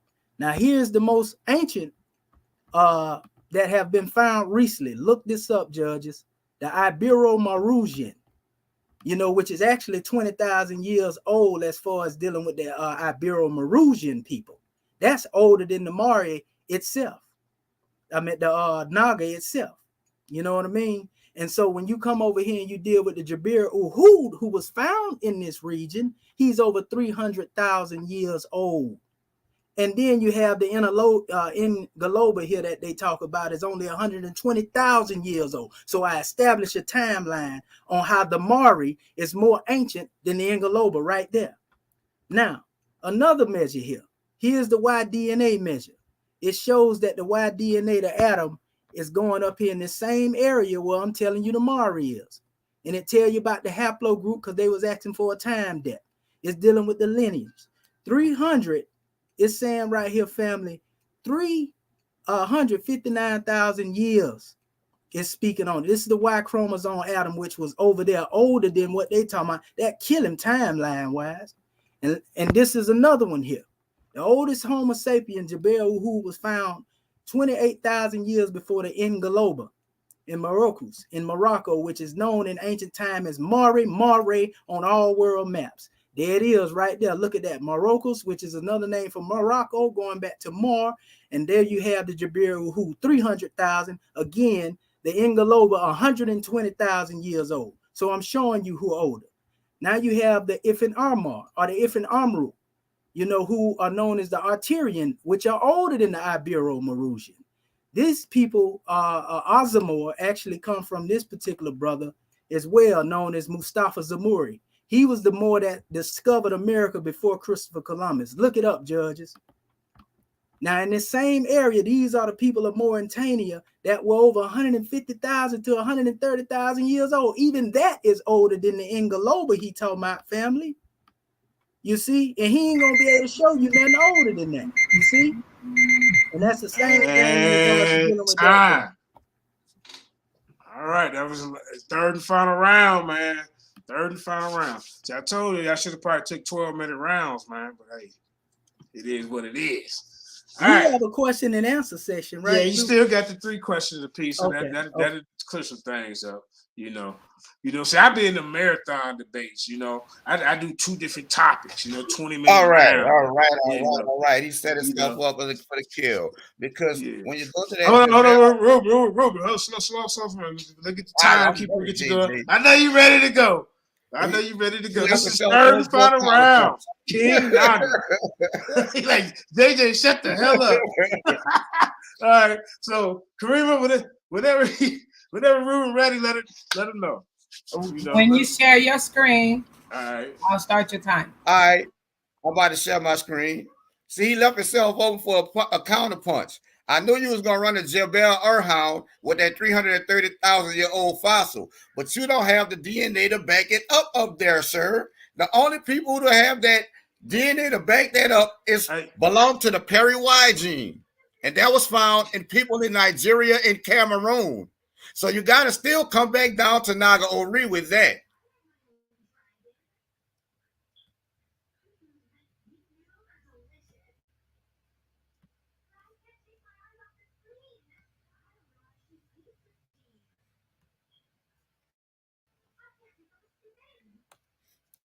Here you have it. Chromosome Adam suddenly got much older. When Albert Perry was living in slavery in mid-19th century South Carolina, he could not have imagined how insignificant his origins were.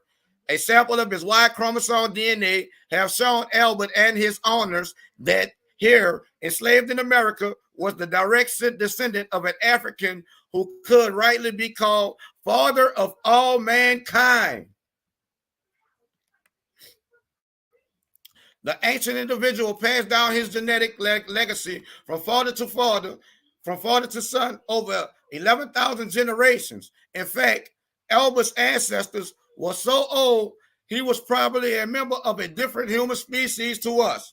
But they know that this is human DNA because haplogroup means groups of humans. It's only dealing with humans. There is no haplogroup for Homo erectus. Elvis ancestors is our ancestor too. And human genetics, Y chromosome Adam is the name given to the most recent common ancestor from whom all living people are descended through the male lines and their family tree. Up to now, DNA studies had estimated that Y chromosome Adam lived between 60,000 and 142,000 years ago. The DNA that the Y chromosome of Elba Perry's ancestor diverged around a staggering 336,000 years ago, Mr. Kemetian. That's far enough to back up those fossils in Morocco, Kemetian. Nobody else have this timeline. Means that the Y chromosome Adam title now goes to him. Let's scroll down to here. I'm going to skip this paragraph. The sample was then sent to Professor Michael Hammer, a geneticist at the University of Arizona in Tucson, for deeper testing. He found similarities between the Perry sample and those from 11 West African Mabo people, all living in one village in Cameroon. They shared an ancestor as recently as 500 years ago, suggesting that it was also home to Abel Perry's ancestors before they were relocated across the Atlantic by slave traders, by Moorish Muslim slave traders. Professor Hammer also confirmed that Perry did not descend from the existing Y chromosome of Adam and that his lineage diverged from the rest of humanity about 150,000 years before our species appears in the fossil record. And that's before they found the fossils in Jebel Irhoud.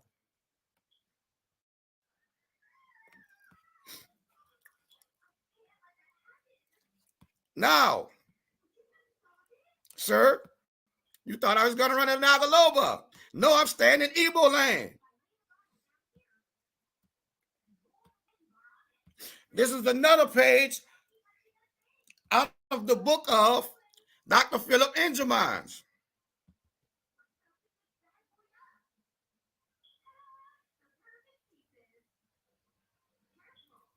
The question arises, did the British give the name Nigeria to the amalgamated northern and southern protectorates having full knowledge of the history of the Igbos from the archaeology of ancient Egypt? Or was it just a coincidence? Am I inclined to believe that the British were very much aware of the history of the Igbos as inhabitants of Upper and Lower Egypt? Naga Ori, you see, place of God, or promised land. Naga Ori, Niger area. Naga Ogo Ora, place of a people of the divine mercy of God. Now, let's go to Dr. Catherine Achinolo, another renowned Igbo scholar. Egyptian mystery schools and sacred religious lexicon, their ancient Igbo foundations and implications for Egyptology by Dr. Catherine Achinolo. The lexicon of Egyptian religious and sacred language is replete with words of the same sound and meaning with Igbo equivalents, cognates. You heard that, right? Cognates. This is linguistics, people. Likewise, the foundation of some of the deepest concepts of the Egyptian mystery school can be traced to Igbo land through signals borne by two major dialects of the Igbo land still found in Egyptian lexicons. This suggests that the earliest Egyptian priests, those who introduced religious practices and worship of gods to Egypt, were Igbo speaking, Naga Ori speaking. The plethora of names of Egyptian gods that are Igbo and sound in meaning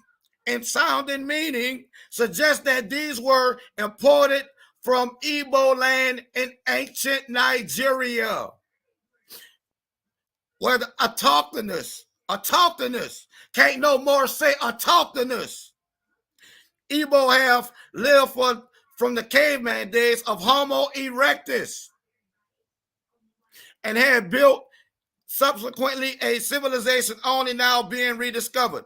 Egyptian religious words with Igbo sounds and meaning are legion.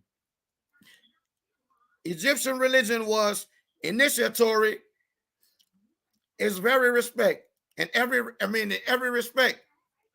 It was a religion that was more of a way of life. a culture and tradition, all rolled into one. Egyptians did not live outside of their religion, for their religion defined and shaped the lives and determined their afterlife. The post, the present, and the afterlife, the past, the present, and the afterlife were intricately woven together, and every individual bore the three dimensions of existence inside his conscience at all times. Through the process of initiation, each person was able to experience and recall not only his individual past, present, and future, but that of the collective, the entire Egyptian society, becoming a living instrument for the ancestors to come alive in the present. Igbo lexicon of Egyptian yam and of the flood waters of the beginning. Our research reveals that the land of the ancestors, otherwise called Punt, was located in West Africa, in a Nubian Negroid land called Yam. And in Nigeria, still today, they have the Yam Festival, a land with a very important body of water called by the same name, a land to which latter-day Egyptians undertook several expeditions for trade in timber, granite, and for the pyramids, metals, and dwarfs. And here we find also iron smelting sites going back 4,000 to 5,000 years in Nigeria, in Naga Ori. According to Ralph Ellis, Eden in Egypt. The Hebrew Torah, chapter 1, verse 10, records that when the created gods of Eden gathered the chaotic waters together, Elohim called the dry land earth. Sumerian records say, next page.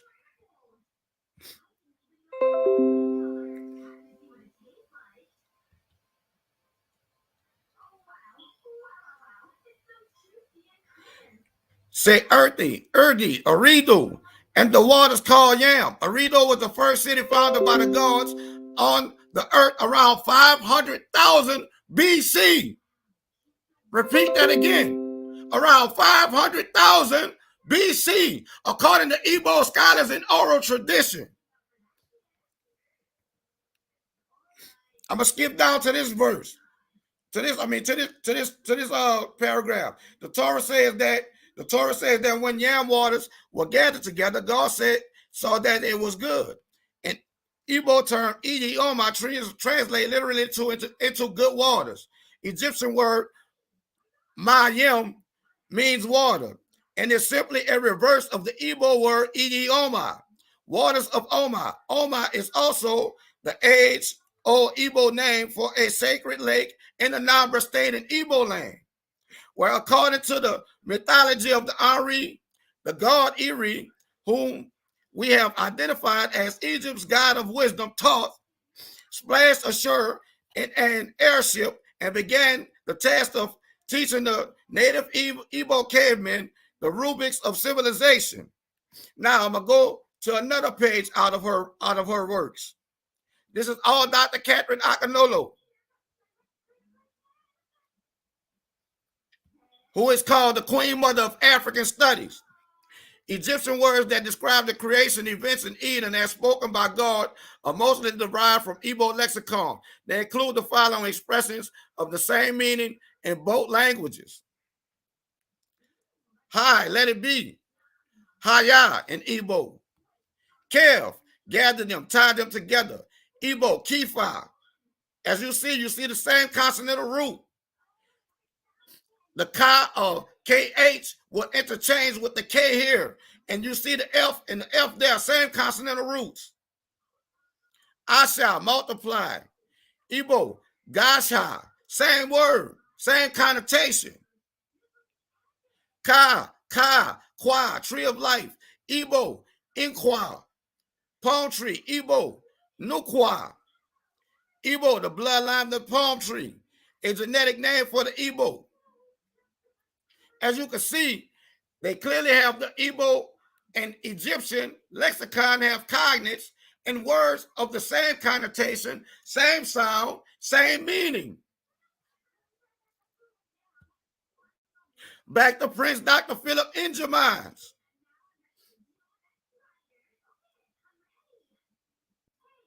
The name Naga Ori was mistranslated and angelicized as the name Nigeria.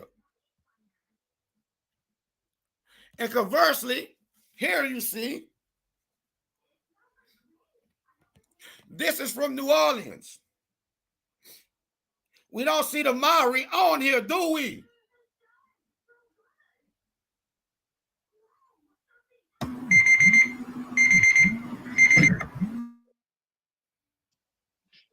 All right. That's time. I got 2 more minutes. No, we didn't extend the last round. He stopped at 10. All right, that's time. That's cool. That's cool. That's cool. I'm stop. All right. Already got that DNA printed out. Man, going down in the DM. But this the part right here where you brothers just go ahead and do like 3 questions apiece. You know, don't make your answers too long, maybe like a minute and a half, you know what I'm saying? You know, then we're gonna get to the judges. It's getting kind of late. You know what I'm saying? So I'll go first on the question. Kareem, we'll give him about a minute and a half to answer the question, you know, at the longest. Y'all cool with that? I'm good. Okay.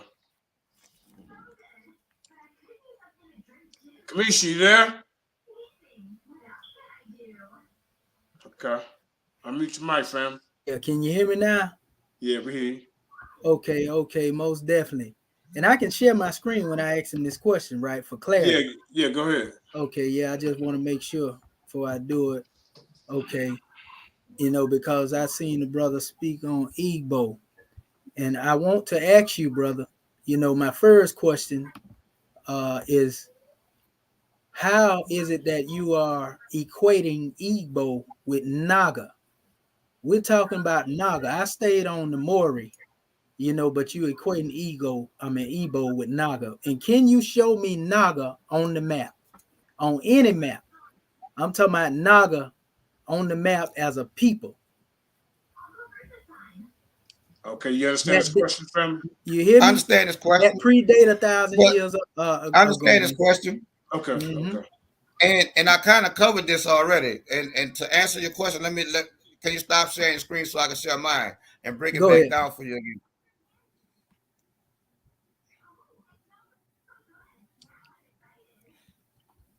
Like I keep showing you, the Igbo are the people of Naga Ori. Naga Ori was angelicized to become Nigeria. You can't see the screen. This is known. And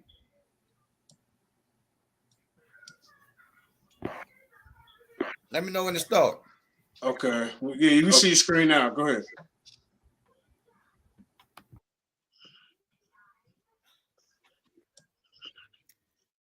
All right.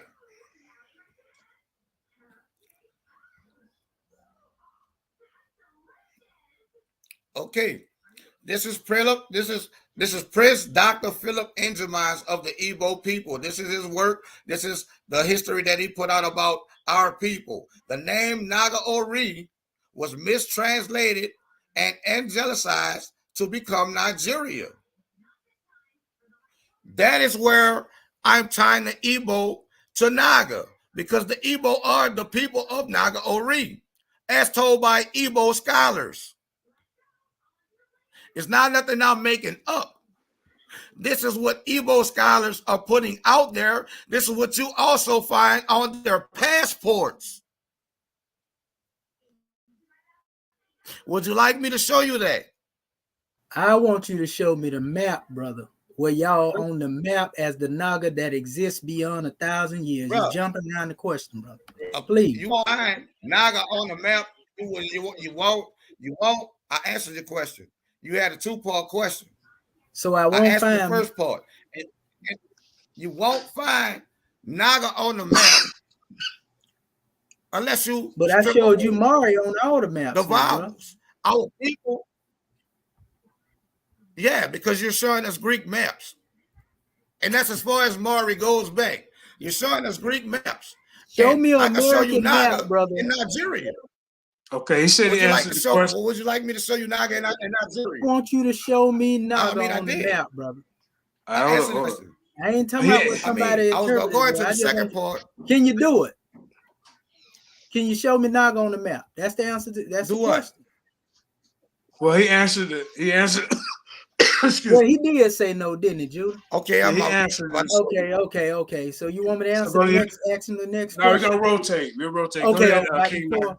All right, this question. Go ahead and ask the question. It was a two-part question. But that'd be two. I mean, it was a two-part question he asked. I answered the first part. I am clear with that. How come you did ask a two-part question, right? Yeah, he did. Yes, sir, I did. There's two questions in it. That'd be two questions. There was two questions in it, but I didn't ask it. You know, it was dealing with the same thing, but it is what it is. Okay, so I'm saying that you asked me, how am I equating the evil? The whole question was really one question, because I was asking how did you equate that with that? Okay, all right. You know, and then basically where is it on the map? You know what I mean? Yeah, and I showed him that according to the Igbo, Nigeria is a mistranslation.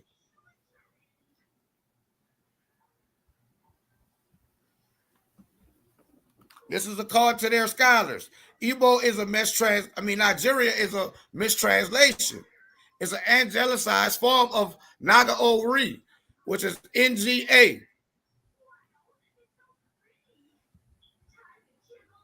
Which is N, right? Naga Ori is NGA ORIE. Strip away the vowels. What do you have left?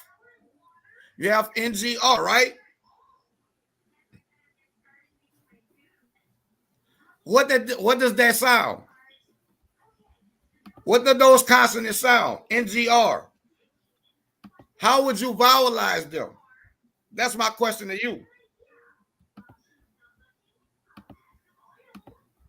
You say, how would I vowelize? Hold up. You say, hold up. How would I vowelize what? NGR? As you on this Nigerian map, I'm about to show. Nigeria is not Naga first and foremost, so I wouldn't vowelize it the same way as I vowelize Naga is right there on the you map. asked a question, you want me to answer? Hey, hold on, man. Y'all getting out of order. No, he asked me a question. I'm trying to answer. Nigeria is Naga. Hold on, stop for a minute. Everybody stop. Everybody Nigeria is English. Come on, man. You got to mute him. Because you were saying he was doing a two-part question. I thought you were answering that. Now you asking him a question. You're asking him a question. That's what I'm trying to figure out. No, I'm still explaining. I'm still explaining his question. All right, you got a minute, 30 seconds, man. Go ahead. I'm still answering his question. He asked me to show him Naga on the map. This is it. Because this is Naga on the map right here. This is English. This is Latinized. This is Greek. They vowelized it wrong. But under the Igbo language, it will be vowelized NGAORIE. Just like Prince Dr. Philemon Injamai showed you. So when you see Nigeria, you see Naga Ori. Once you know how the languages work, once you know what they called themselves.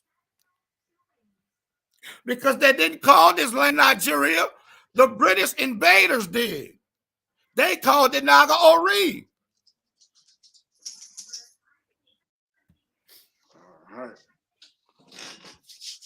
That's all right. I think he answered your question. So go ahead, Ruben, ask him. Okay, now do the hieroglyphs have phonetic value? And are determinatives necessary? Okay. You understand this question? Unmute your mic, family. Let me stop sharing. No, let me stop. You want me to answer the question now? Yeah, it's a two-parter.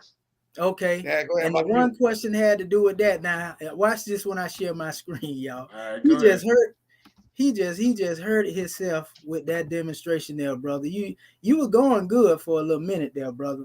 But I'm gonna show you something, man, in regards to dealing with them particular ones that you are calling Nigerians. And this answer to your question. First and foremost, dealing with the root.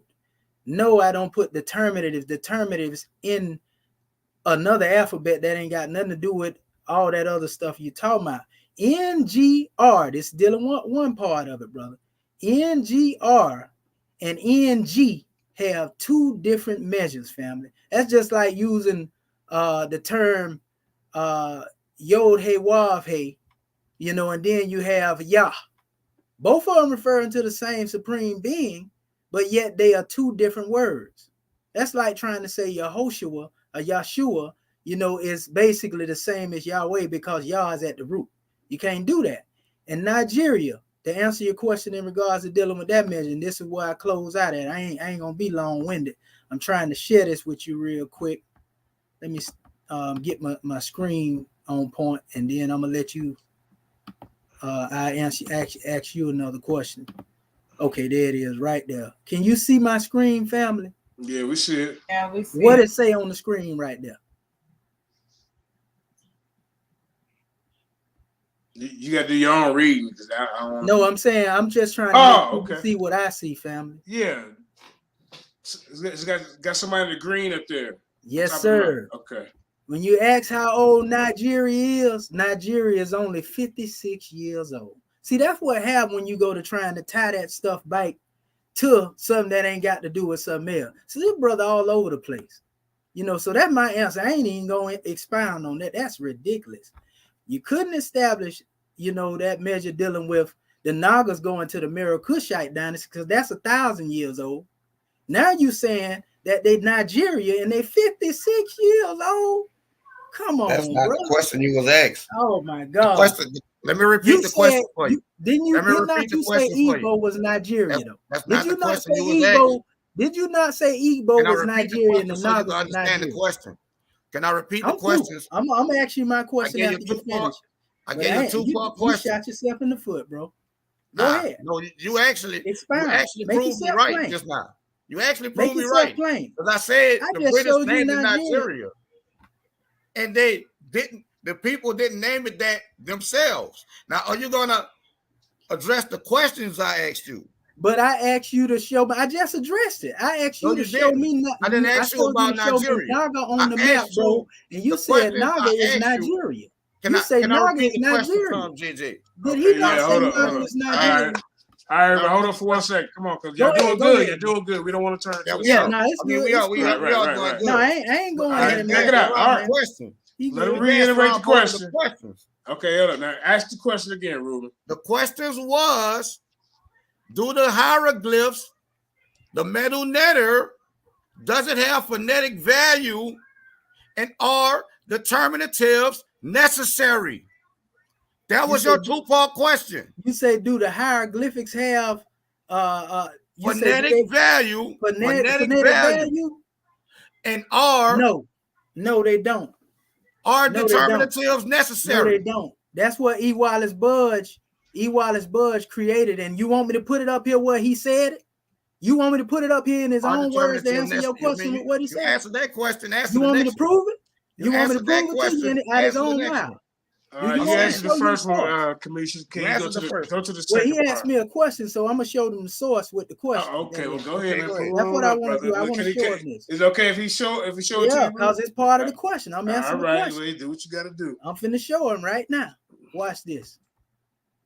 Watch this.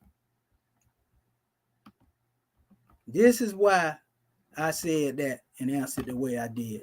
And I ain't got to be long-winded about it neither. Right here, brother. E. Wallace Budge, who was one of the first to translate, one of these books that you call in hieroglyphics now. Make sure I got the right one up there. You see my screen? That's a PDF, right, JJ?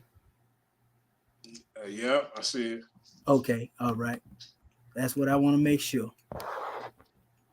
This man, he said here, I'm conscious, unfortunate, that I possess none of the qualifications necessary for such a great work for as translating a dictionary, except in a very limited degree.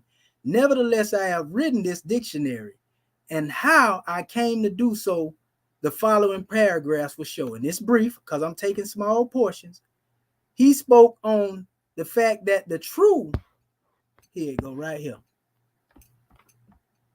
He spoke on the fact that I have not copied them straight out of the Coptic dictionary, but I have satisfied myself that they bear the meaning which Egyptian words and passages and Coptic versions of the Bible and Coptic patristic literature, par himself generally.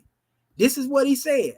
He said, among the words given in this dictionary are many which are derived from Demotic texts, as my knowledge of this branch of Egyptology is rudimentary, and I have relied for the correctness of their transcription into hieroglyphs. So he's telling you right here, family, that they translated Demotic into hieroglyph, meaning they put glyphs on the side of the original letters, like I showed you up here in the papyri. That's the original script, family. And he guessed at them spots, them hollow spots. He guessed that and came up with this, because that's what Europeans try to do. They try to make things systematic so they can get it. And so, again, that's why I don't honor what he did, because he's telling you in his own word, bro, it was mere guesswork. And last but not least, this is what he say here, and I'm done. He says, this is what the European said now. Ain't nobody paid attention to his preface.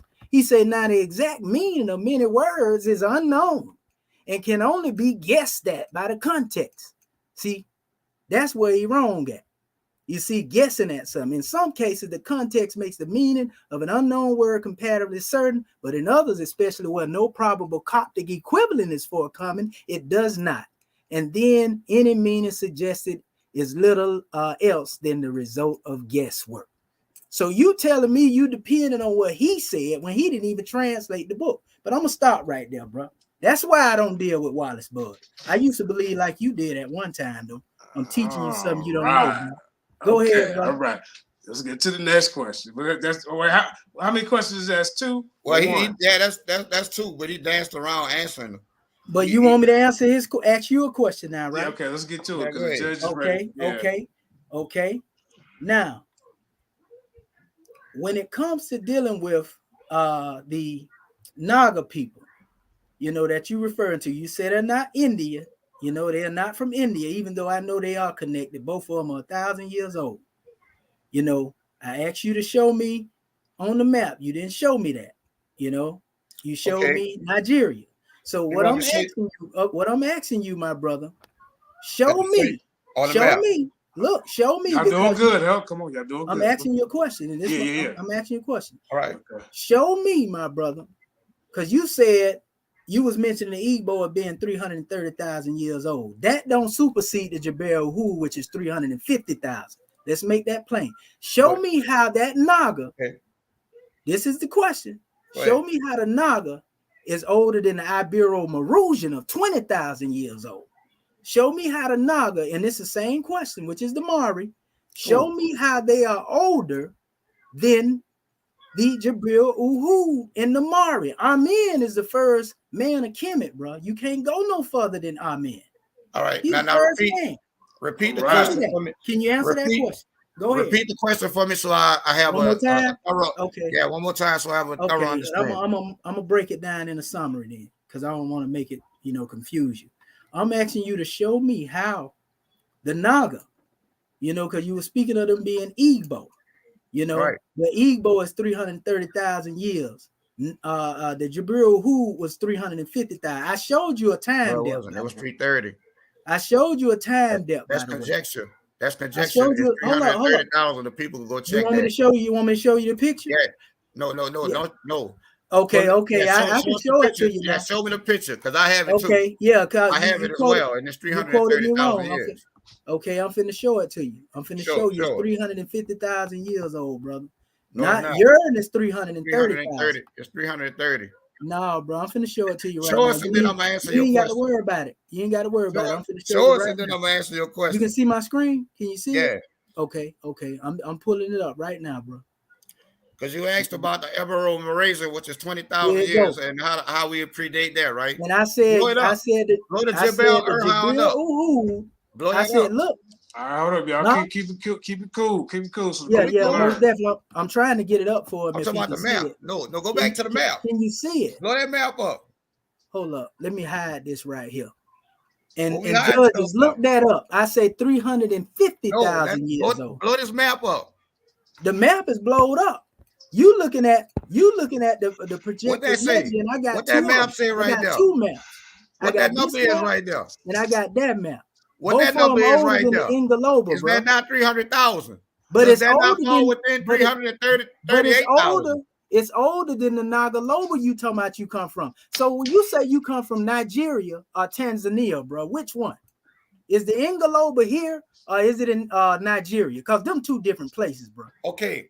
Come on, man. Just How because you I gonna post move the information goalposts on like that? Tanzania don't mean that I'm from there. I am a Oh, Nigerian God. descendant of Nigerian people. Now, to answer your question about how I'm gonna put the Igbo people in front of who you say the Abaru Malaysian, which is 20,000. No, I said the Nagaloba right here on the bottom. Y'all said that's who y'all was before. No, that's And not the who 20,000 we years said. That's old. no, So that's now not. you We saying did not say that's who we were. You We did not say say that's. that, I bro. did not say that's who we You were. didn't say I you said was that is Ngaloba. an ancestor.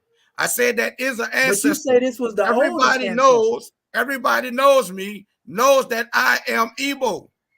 Either way, bro, Nigeria is not older I than just this showed particular you. fossil here, bro. I just showed you. Igbo and saying that it is and putting it on the Okay. map is two different Can I things, bro. demonstrate and There show is you? no Can I Naga show on the you? map, bro. You asked the All question. right, go ahead and let them demonstrate. Go ahead. Can I show you? All right. Go ahead, bro.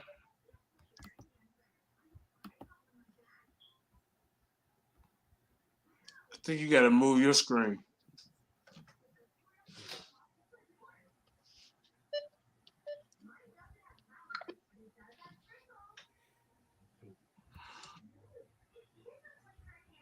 Oh, I got to set it off.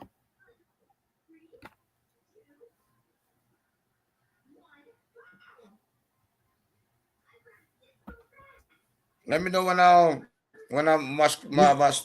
you good, I'm bro? right now, my brother. I see you. Now, what was the question again, so everybody can be Yeah, I mean, he asked a lot of them. basically. I mean, he asked a No, lot it of was questions. the same question. But It was the same it's thing I like was trying to emphasize. he asked me to show him. Okay. He asked me to show him how. He asked me to show him how the Igbo people predate the Ibero-Malaysian genome from 20,000 years ago. Was the question he asked. I asked him to repeat that twice, and he did. You see these?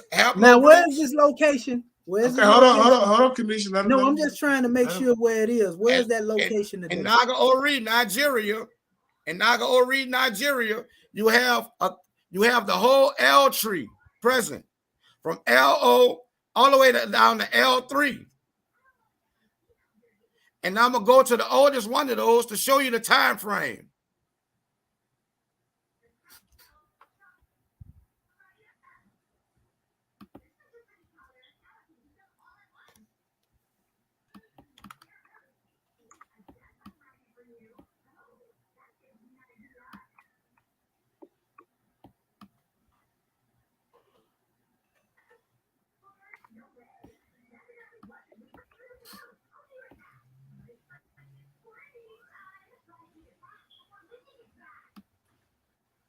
So when you ask, how do we predate the Ibero-Malaysian genes?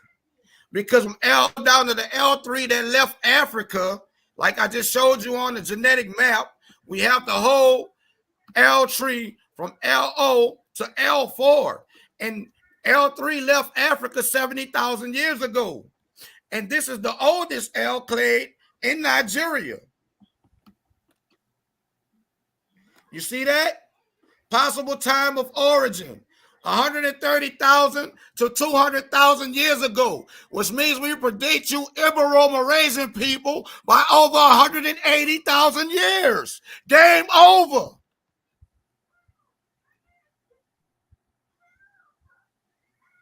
Brother, you moving the goalposts. You know good and well them ain't the same people, brother. But good try though. Last question. We're gonna close it out. It is what it is. Last question, bro. You want me to show you the map I again? respect. Shall I show you the Go map ahead, again? ask me, and then I ask you. Ask me a question and you, and we're gonna close it out. Cause that's crazy there, bro. You know good well them different people. This brother got the, look at the last question, man. Y'all I like that, though, bro. I like that. Now, come on, tried that. It's on me or you?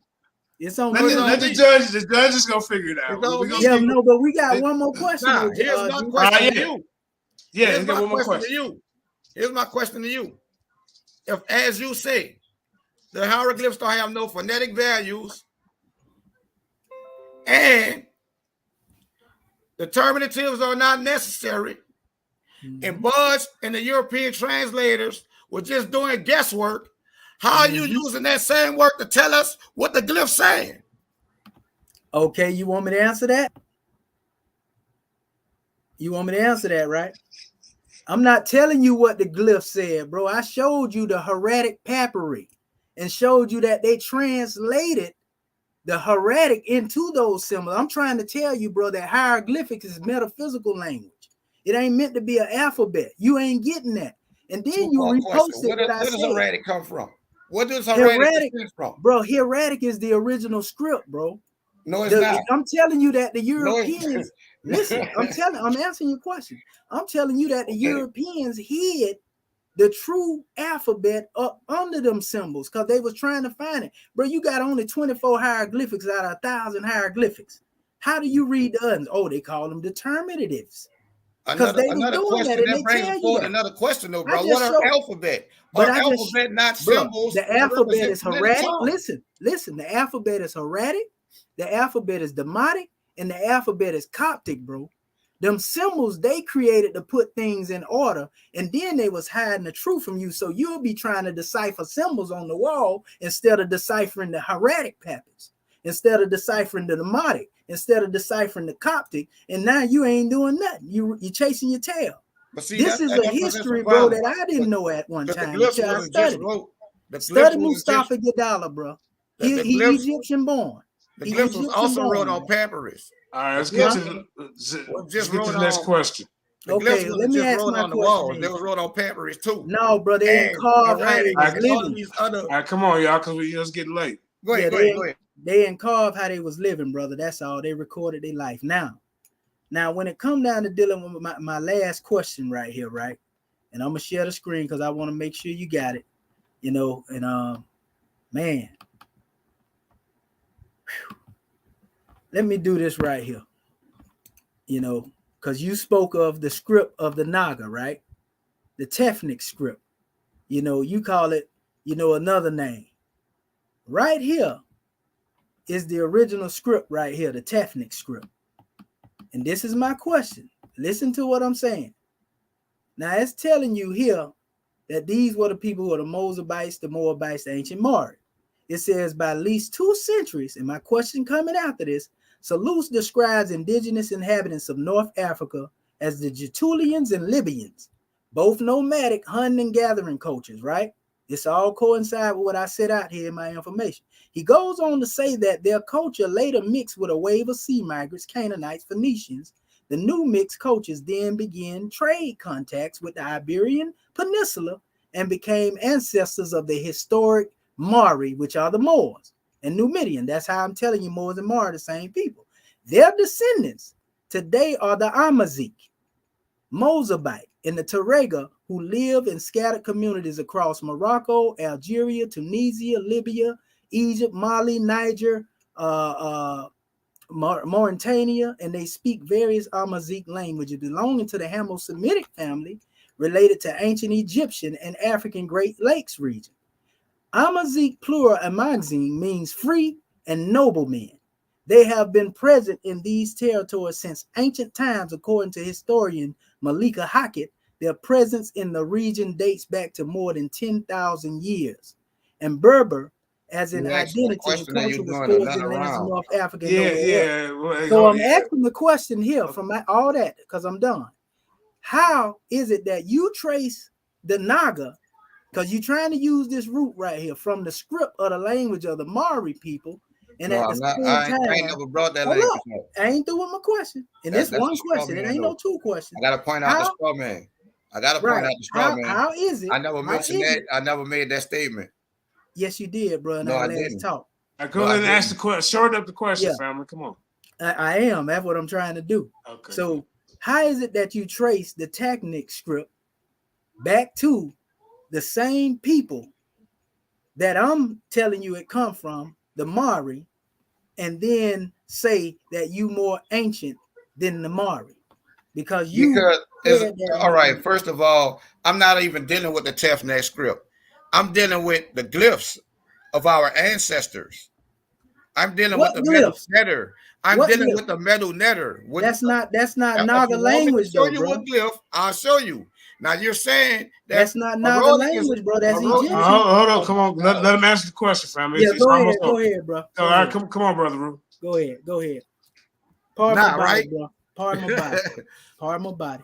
I never mentioned the Tefnut script, so that's a straw man. And I don't have to use that when I can go directly to the metal netter and connect it with my Naga, Bantu, Kushite dialects. I don't need that script. Now you Bantu as well, bro. Bantu as well. All right. That's it, right? All three questions. Nah, I got my question. He Oh, just you got one that was more? his Okay, fourth- my fault. I That was his answer your fourth question. All Yeah, right, my fault. Go ahead, bro. Okay, the Kushite kings, the oldest kingship on the planet. What are their titles? You say the who? The Kushite kings, the oldest kingship. The Kushite kings are known as the Negus. There go Nagas. You gonna take Negus and make that Naga too? It is. But that's not Naga's language, family. It is Nagas because that's it's not Naga's Negus language, though, bro. That is Europeanized Greek shit that you're talking about. Wait, it is do you not Nagas. call the language It is that you talking Nagas. about Egyptian? It is Nagas. And actually, no, but you Nagas, Naga is a female title. The title will be Egyptian hieroglyphics, The bro. title will be Nagu. The title will be Nagu, not Naga, because Naga is feminine. All right. Okay. You okay. call it Egyptian. That's the end of that right there, right? He answered it, right? Yeah, he called it Egyptian hieroglyphics. Right, man. This was an interesting. This was an interesting debate right here, bro. Man, I'm glad I ain't no judge on this one. That's crazy, there, man. All right, man. So this the fun part right here, man. We just see was everybody paying attention. We got we got Steve Caballero, hanging out. This brother wrote a book on certain different topics. So this is what it's all about, bringing out the real information. We're gonna get to the first judge, and the first judge is Pianki Patah Matu Nefru Ahmad Ra. Go ahead, turn your camera on, and tell us what you think. Well, it was tough. The brothers both did great jobs presenting the information. Ultimately, I think that with regards to the information displayed, I had to go with the brother King Naga. I think from an informational standpoint, the linguistic standpoint, the way he broke down the language, and I'm just now taking. Everybody probably familiar with the brother Wujaru. I'm just now taking his beginner's course, so some things I was kind of iffy on, but then other things I was familiar with. So just looking at that and seeing how he was able to break those things down, and then as he continued to progress in his information, notwithstanding, the other brother, the Kemetian, did very well. Love his presentation, but I think from an information standpoint, I got to give it to King Naga. All right, King Naga. One vote for King Naga. All right, let's get the screen up so we can see who else we ready to get it in on the next judgment. And the next judge, we're going to go to Mikael Yisrael, Hebrews in the Hood. Go ahead, Art. Yeah, peace, family. Gotta forgive me for not turning the camera on, but I'm literally laying in the bed. It's about to be curtains. But yeah, man, I gotta say, just strictly from a neutral standpoint, both of these brothers brought a slew of information. You can't blame neither one of them from not having sources or anything, just making stuff up. But I gotta say, on the first point, the Moorish brother, I get the names mixed up, so y'all gotta forgive me. No disrespect. The Kemetian. The Kemetian. Um, I was raised Moorish American, so it was easy for me to follow a lot of the information that he was bringing out. Some of it I was familiar with, and I think he did an excellent job as far as dealing with more of it from a etymological standpoint. He did good with the etymological information and going back to like the roots and the origins of the peoples using basically phonetics. Um, now the other brother, King Naga, I got to give it to him that I think he did a little bit better with giving us a straight chronological order to follow, which made it real easy to follow his information because he literally stayed on track with his chronology. I think just a little bit better than my beloved brother Kamisha. I think he did that a little bit better, and so with that, I kind of got to get a nod. And what's funny, I agree more with the Commission's information, but it's not about that. The way it was laid out, I got to give presentation in chronological order. I got to give it to the brother King Naga. All right, 2 votes for King Naga. And next we got the Black Lion Supreme in the building. Go ahead, Lion. Hotel. Okay, so this is a very difficult debate to judge because both of these brothers have similar styles.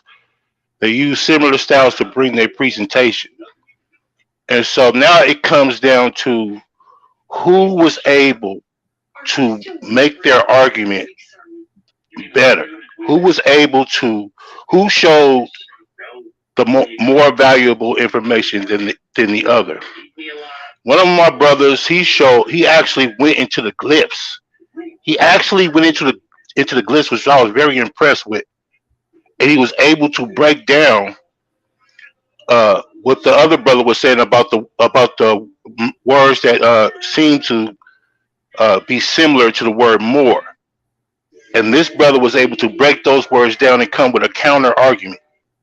He came again with a strong counter argument for his position on his word that he believes that fits the Igbo. He actually showed a couple of doctors that he said he claimed his doctors. All I can do is go by his source and what he read that he says was doctors who backed up his information. My other brother, he showed some maps that were powerful. And what I was waiting for him to show the file number and the location of these maps so that I could say that they were authentic. But unfortunately, he never did. And one other thing my brother did was he made a lot of claims. He claimed that the Greek language was not a real language. He said some things about the netter, and he said a few other things about Budge, which he was able to show.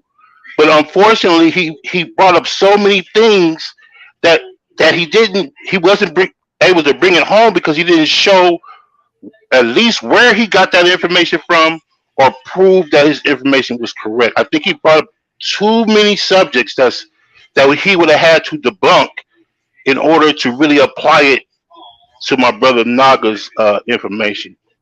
So with that being said, even though it was a close debate, I have to lean towards Naga. I think he was able to bring the information a little bit better, and he was a very direct, and he actually addressed what my other brother was bringing to the table. So I'm going to have to lean towards Naga. All right. 3-0 so far. All right, the next judge is the Lions Den champ, Aaron Yahoo. Let's go, champ. See what you get out of this. Yeah, well, for sure I gotta give a salute to both debaters, both brother Ruben and the Commission brother. The Commission brother brought out some heat, man. I'm not gonna lie. And with some things that that I've been studying, it did align with and help me with some understanding, but at the same time, so did Ruben. So I appreciate the fact that I learned a lot in this debate. So I appreciate y'all brothers on that. There ain't no losers on this whenever we can learn. But what I will say is that with the chronological order that was laid out by Ruben, though, that did, me as a judge, I am also paying attention to how things are laid out and how much sense it makes. And if somebody was new to this or trying to get a first understanding or a first glimpse at what we're talking about, I do honestly believe that Ruben's presentation chronologically, linguistically, from start to finish, did lay out his point a lot better. And, bringing up the Naga Ori and how that was a mistransliterated word, I believe that he was saying, but rounding it up and bringing it back to the land of Canaan and everything else, speaking about who was first, his chronological order. I will, to save time, just say that I do give my nod to Brother Ruben, but to the Kemetian arc, I appreciate the scholastics that you brought forth, and I do hope it's not the last time that we see or hear from you, because I did learn a lot from you as well. So shalom to both debaters. All right. Shalom. Hey, nice battle, Kemetian, bro. Take my hat off to you, bro. Keep on furthering in your studies, bro. And it was a pleasure sharing the stage with you, homie. Hold up. All right, hold up. We got one more person that wasn't a judge, but I'd like to get, what he got up out of the debate. But I can't see his name. His name not in. Brothers, the brother that wrote the book. Go ahead. I can't see his name. Yeah. Oh, Steve Caballero. The debate was rather informative. Like I said, I do have my bias though, but in terms of, well, what can I really say? In terms of, well, since I'm not a judge, maybe I'll make a comment in terms of it seems like etymologically, in terms of that, more like it seemed like there's a lot of, I wasn't clear on who the Mauri people are or where they came from, and there seems to be some prejudice there in terms of looking at quite possibly Muslim people or a Muslim heritage. I couldn't really tell the difference between the Arabian heritage, the Muslim heritage. I just wasn't too clear on the Kemetian's argument. So yeah, I came in with my bias, and my bias still holds true.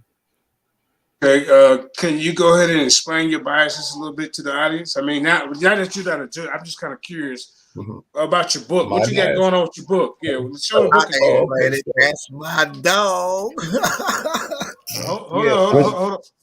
Can you hear me? Can you hear me, Jeremiah Judah? Yeah. Hold up, Mighty. Let this brother promote his book real quick. Go ahead, fam. Yeah, the third coming of spiritual liberation. Basically, what it's about is comparing like Roman Catholicism and the origin of Roman Catholicism, and how and that again is my bias, because when you come to the Abrahamic faiths or the Abrahamic religion, it's not about spiritual liberation. It's about living in fear and captivity. It's not about liberating people at all. That to find spiritual liberation, one has to look, or one can look at African spirituality. Oh, okay. So civil rights movement. The civil rights movement didn't mean a thing, man. Them churches, but I see where you're coming from. We're going to talk about this at another time and place. You know what I'm saying? But see, I got some biases with what you just said, so we definitely gonna have to do something. Right, we all got our biases. Yeah. So hey, I want to welcome you back, because this conversation needs to be talked about. But hey, let's get to Mighty Hebrew. Hey, I appreciate you, brother. Shalom, Mark. Shalom. Mighty Hebrew. Shalom, Bahashim Yahweh Israel. What's going on with the family? I love the debate. You know, this is my topic right here in the Diluvian history / post-Diluvian history.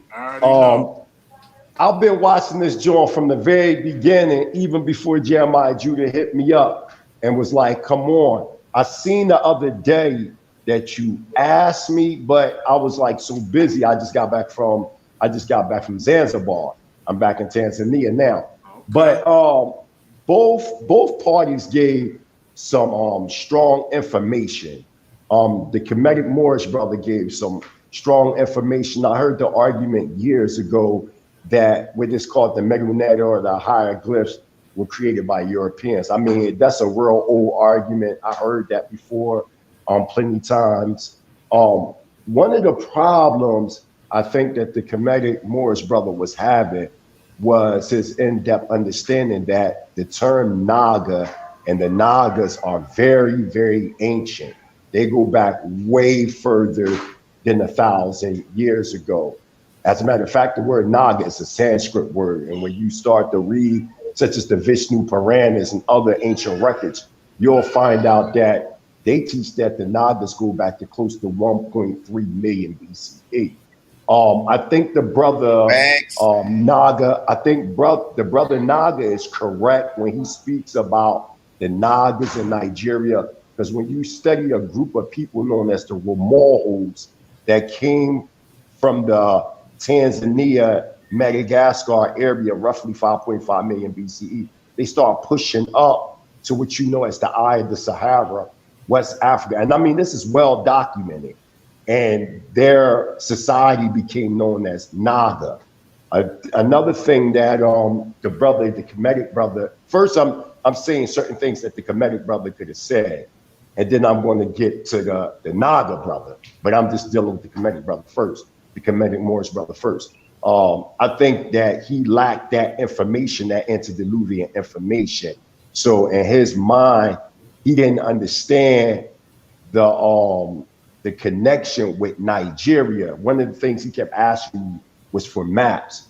You really can't ask for maps when it's predicated to pre-recorded history, so to say. You would have to go into the initiated rites of these different tribes that reside in Africa and around the Indian Ocean area as well, to get that proper information. And when you go into these Naga secret societies in Nigeria, they do teach a very ancient civilization going back millions of years ago. They teach that.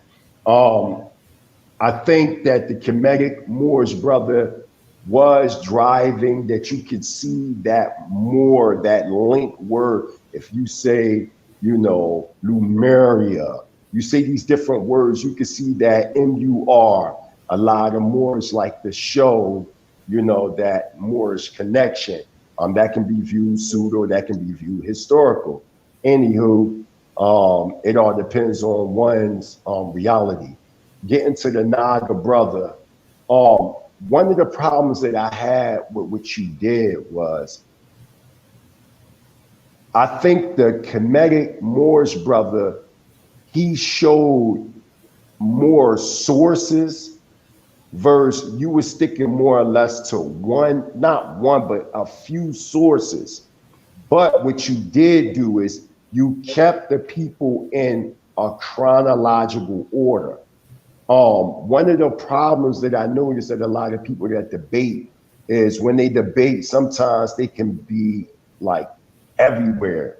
You stayed on point even with the few sources you had. You stuck to the point. And one of the major points that a lot of brothers are missing is that they're missing ground foot research. Most of the research that the Kemetic Moorish brother was dealing with was Western academia research to disprove your theses. Whereas though you was using ground research from people from the continent and giving us the information as to what they were saying. The only way that the Moorish Kemetic brother can beat you is that he will have to create a methodology with a thesis to disprove you. I just want to give a quick example, and then I'm gonna give y'all my decision. Imagine if you were a scientist and you study exotic flowers from Japan. And in that discovery or that viewing of these exotic plants, you discover one of the plants give off a fume that can cure cancer. So as a scientist, you start doing, experimentation in the laboratories. You might, run into animals that have cancer, humans that have cancer. And as time develop, you wind up curing cancer, or the scientist starts to cure cancer to the point he wins a Nobel Peace Prize. That's cool. He had a methodology by the way of his thesis. One of the problems within the debate circle, people are what we consider parrot regurgitated scholars, meaning they don't create a methodology or an institution of higher learning to challenge the social norm. The only way in this premise that the Kemetic Moorish brother could beat this discussion here, you would have to create a methodology, a science within the institutional higher learning setting by the way of ground footwork to challenge you or to beat him. And the reason why I'm saying that, because the Naga brother was using ground research from scholars from Nigeria within their own cultural construct. So that's why I got to give it to Naga. The reason why I got to give it to him is because he used ground foot research, and Western academia can't hold the weight with ground foot research. Shalom Aleichem. All right, man. King Naga, clean sweep. That made Peace, that brother. bro. Hey, what you like 7-0 in the den? You know what I'm Like saying? 7-0. You did what? 7-0, King Naga. I Hey, say, man. bro. I want to say, bro. I gotta salute the brother because it's like, man, it's been hard for me to get a debate, JJ, bro. It's like, 2 in a row ran out on me. You know how it go. Possible 3. You know what I'm saying? So I salute the brother, man. I got nothing but love for Kemetian, man. Like I say, bro, shout out to you, your movement. You know what I'm saying? If you ever need help, you holler at us, man. We all want And Kemetian is a powerful brother. He writes. He's a powerful brother. Like I told him when we had the one-on-one, bro. It's all for the collective. You know what I'm saying? And you agree with that. So hey, with Sister that Kareem, said, get it on the whole panel, please. It's nothing but love. Give me that spirit of the 504 when you get a chance, JJ. Okay, JJ, can I address the panel? Yeah. We're gonna do that, and then we're gonna end the show with King Naga's video. Okay, all is well. I just want to say this to the panel. All is well, for the decision that was made as I come forth to bring forth, information to uplift the family. It's never a win or lose demonstration with me. But I will say this: I heard most of our family saying that they made their decision upon chronological order, but the debate or the discussion, as it was called, was based upon, one being able to show which was older. You know what I mean? And I would say that I would be one that actually put that out there as far as dealing with, showing that the Nagas wasn't as older, by the maps, because we wasn't debating chronology. We were debating who was older, but that's all good and well, though. We give honors to the brother, and we're going to keep doing what we do, because, hey, man, it is what it is. I understand how it go, let our people get it. Right. Whatever best for them to get, all is well. Hey, and you know what? This shouldn't be the last discussion on this, man. You the brothers can do a build, you know what I'm saying? You come on and do your presentation. Like Mighty Hebrew said, man, it's a method. I can't even pronounce it. Methodology process. Yes, it's a methodology. Yeah, you gotta the norm. I want to say something. If Jeremiah Judah go into his page, while y'all was debating, what I was doing was sending him the primary source information that I felt as though King Naga should have used. One of the things that King Naga focuses on is naturally Nigeria, because that's his focal point. Whether if you're dealing with the Hebrews going back to the Bantu Nigerians, or if he's dealing with the Naga, he focuses on Nigeria. One of the things that, if not most Israelites and most people in general that deal with high science, they don't know antediluvian history. If I start talking about the Tavaklis or the Romorhos, nobody's not going to know what we're talking about. When you were saying to the brother about the word moral being older than Naga, historically, my lord, and dealing with the ground research, it's nowhere near older than Naga. When you talk about the serpent people or the Nagas, that's who you're talking about. Even when you start talking about ancient Kemet, you'll start doing research, you'll find out that Upper Kemet was a colony of the Nagas, going back to 450,000 BCE. You had a group of people known as Tavaklis that started to teach these Ramorhos and not the Ramorhos or the Tavaklis pre-pyramid or slash diamond power. And as time developed, you see this in the dynasty of the kings or the divine dynasties, 210,000 BCE. They had 3 divine dynasties, and they speak about how the Nagas colonized the area, what we know today as Kemet, thousands of years before the sons of Ham even came about. So you have to get on ground, go amongst Indian Brahmins, go amongst the different tribal chiefs throughout Africa and even in the Americas that still have chiefs. Even when you look at the Mayan civilization, they're a derivative of the Naga. This is just a historical fact. This is something that we can't get away from. I advise people to study East Indian records because out of all the nations on the planet, they have the most extensive information about the Nagas than anybody on the planet. And I sent it to Jeremiah Judah in his back page. If he want to share some of the pictures, he can, and I can explain some of the pictures, but don't get it twisted. The Moor does play a role with the Naga for the fact when you listen to Moors talking about the continent of Mu and all these different areas, they're really talking about Naga history. That's what they're talking about. They're just using a different name to describe the same subject matter. So that's all I wanted to say. I wanted to let both of y'all brothers know y'all both brilliant young scholars. I've been watching the brother Kemetian for quite some time since he's been on the scene. Give a shout out to his elder, to our elder, Pleasant L. Bay, A Zooming of a Nation. Y'all ain't got that book. Y'all need to go get that, cop that book. That's an excellent book. But that's all I wanted to say. Hey, Jeremiah Judah, let me say something to Mighty Hebrew real quick. Okay. Hey, Shalom Alaikum. Hey, Shalom, that's my homie. When you gonna get over here, Mikael? Stop playing these games, man. I was just gonna tell you, give me about 2 months to sew up some business here. I'll be there. All you gotta do is get your plane ticket, everything free. I got the crib for you. Everything, you ain't gotta worry about nothing. Hey, I want to say, you know, it's tripped out because I do want to reiterate to our Kemetian Moore brother. I really don't feel he lost. It's just the victory had to go to somebody. And so, you know, the brother King Naga edged it out. But on any given night, that could have been you. That's how close it was. That's how close it was. It was very close. It was very, I'm like, because. This is what I wanted to say. Hey, y'all, this tripped out. Hey, Mighty Hebrew. You remember we was chilling at you remember we was chilling at our crib in the shop. You talking about Elder Tashaka crib? Yes.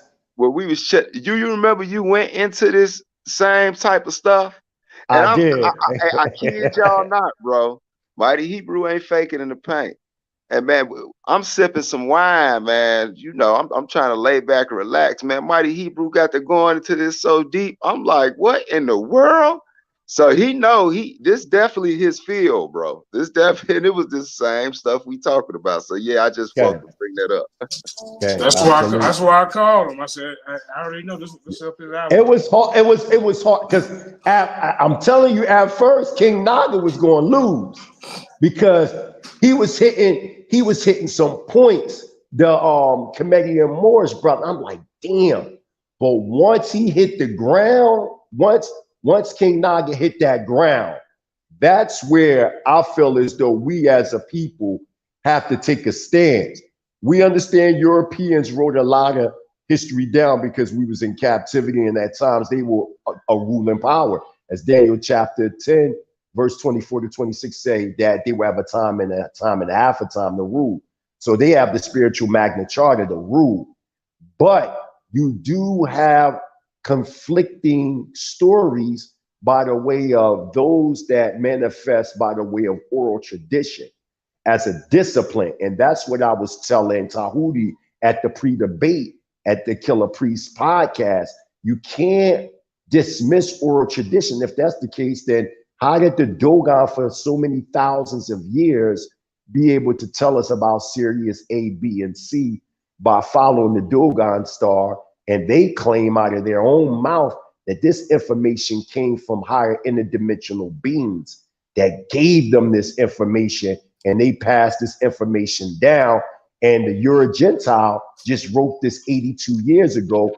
And in 1993, they just found Sirius C. But how is it that the Dogons knew about Sirius C for thousands of years before it was even written down? So I think we as a people, when we start to study up on things like the Nagas and other people like that, we have to go on the ground and hear what these tribal chiefs, Brahmin seers and mystics and all that, let's hear what they have to say, and let's see what they say in their oral records. That's true. All right, so we're gonna go and let King Naga close it out, and then we're gonna go on, end it with his video or his song. But man, great debate, man. There's a lot of information that got out there, man. I hope everybody was at least taking a few notes. Like I said, the Lions Den, we come from all different angles of different topics. We ain't just no one-sided dimensional force over here, you know what I'm saying? So since Karima, go ahead and put it on King Naga. Congratulations, 7-0. You did your thing, brother. Kemetian, you did good too. So peace and blessings to the family. Yeah, you gotta play your song when we go out. Okay, yeah. We gotta set it up then, bro. Oh shit, I had sent it to you, you know what I'm saying? Thought you had it all day. Yeah, it's in a messenger, but I can't get in it, else it's gonna close this out. Who that, Sister Karima? That's you, Sister Karima? I can get it. Yeah, what's up? I'll go grab it right now. I might share my screen, but you go ahead and get your speech, get your speech on, while you grab yeah, man. Shout out to the panel, man. Shout out to the judges, bro.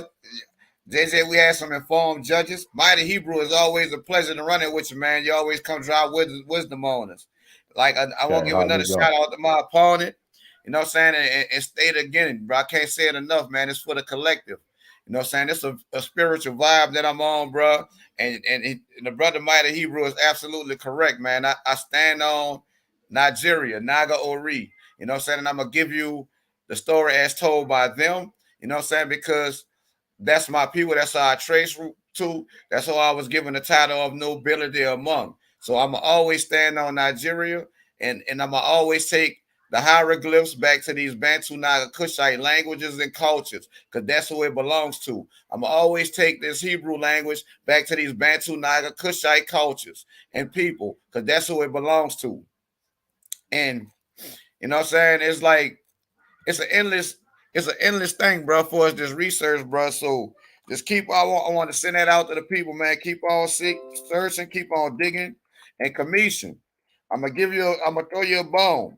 On that map you got, where you had a map and you had the Mar breakdown in the hieroglyphs, look on that map, blow it up, and find where it says Kanuri people. And then go type that in Google and read up on the Kanuri people, and you'll find that another name for the Kanuri people is Naga people. Let me find this song. All right, there it is, man. Lions Den, like I say, man, we've been on break for a while, but now these brothers, they ready to get back in the ring.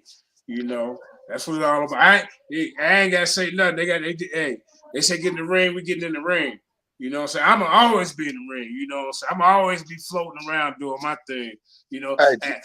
I got them shaking in their mummy boots over there. Hey, Jabari been running. Garfield ran. You know what I'm saying? I can't find an opponent. Hey, Jeremiah Judah, can we find this on YouTube?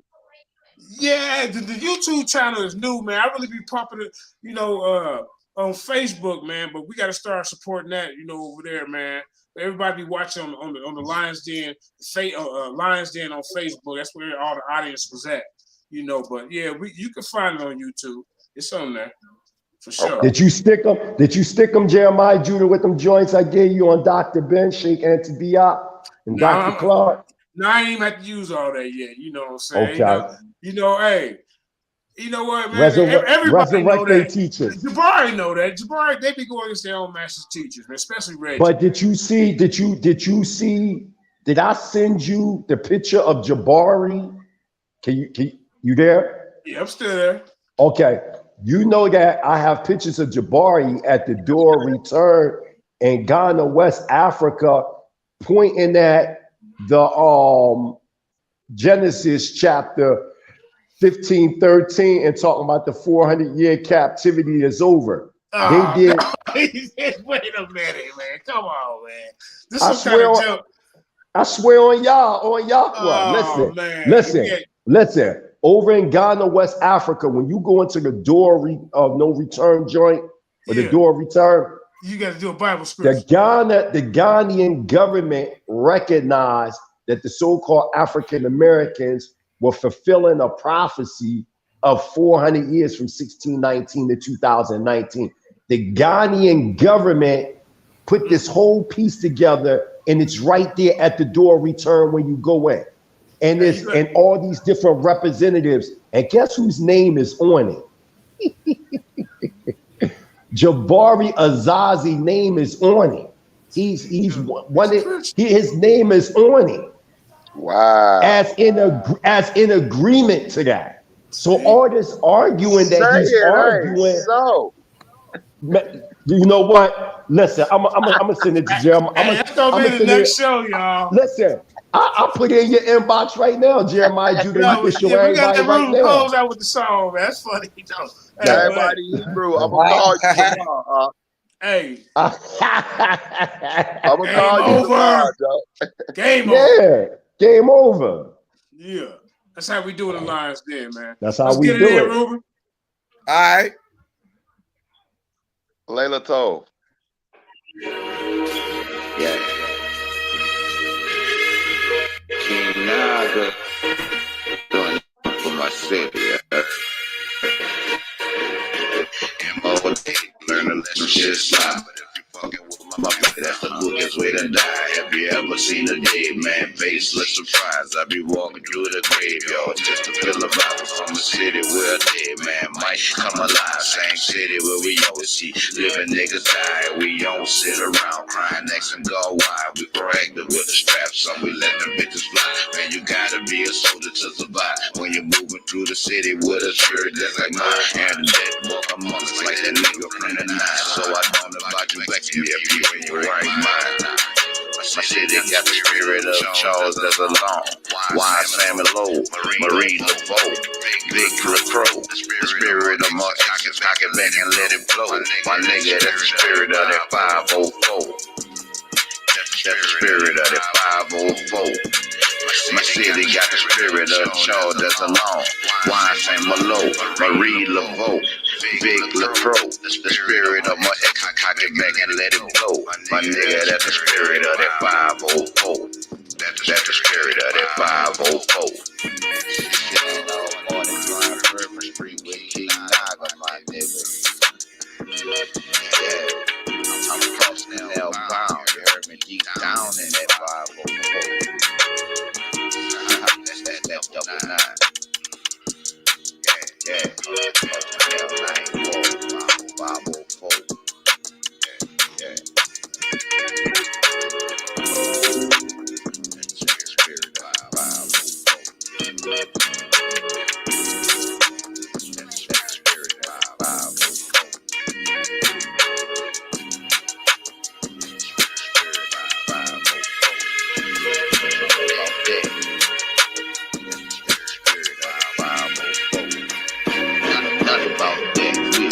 Like you niggas. Colonize that. Real talk. W love wine. From my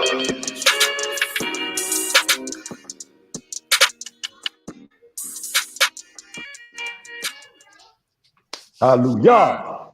Hallelujah. That beat go Hallelujah. hard, boy. That beat Man, go hard. that thing was fat. I love it. I gotta have you on my next album, King Naga. Oh yeah, You know my new album out now. It's man. All selling you gotta do everywhere. is say Shout the out, word. Man. yup. And shout out to Yeah, Karima too, I because saw you she doing your thing out promoted it there, bro. hard. Absolutely. Hey, He's still hey, Jeremiah alive. Judah. He's still hey, alive. I Huh? He's checked still that alive. concert out Hey, you hey, had, bro. You rocked that thing, yeah. man. Let's go You out rocked there. that concert, bro. I was proud. You made me proud, Out bro. in Africa. Thanks, man. Thanks. Right, Yo, I right. just sent in your inbox. King Naga, it's something in your inbox right now under your Reuben joint. Hebrews in the Hood, it's something in your inbox right now. Jeremiah Judah, it's something in your inbox right now. And I told you about Jabari, right? We still alive, man. Hey, we I still know. alive. We still alive. Okay. Hey, Okay. shots Still alive. fired. Yeah, don't let it all. Hey, don't let it all out, Joe. I'm gonna call No, you I ain't. tomorrow, Aki. Still I'm gonna alive, call All you man. right. tomorrow. Yeah, All right, just hey. go in your inbox. Let me All right, Layla Tov. Yeah, but it's a good thing, Jabari. Come on home, man. Come on home.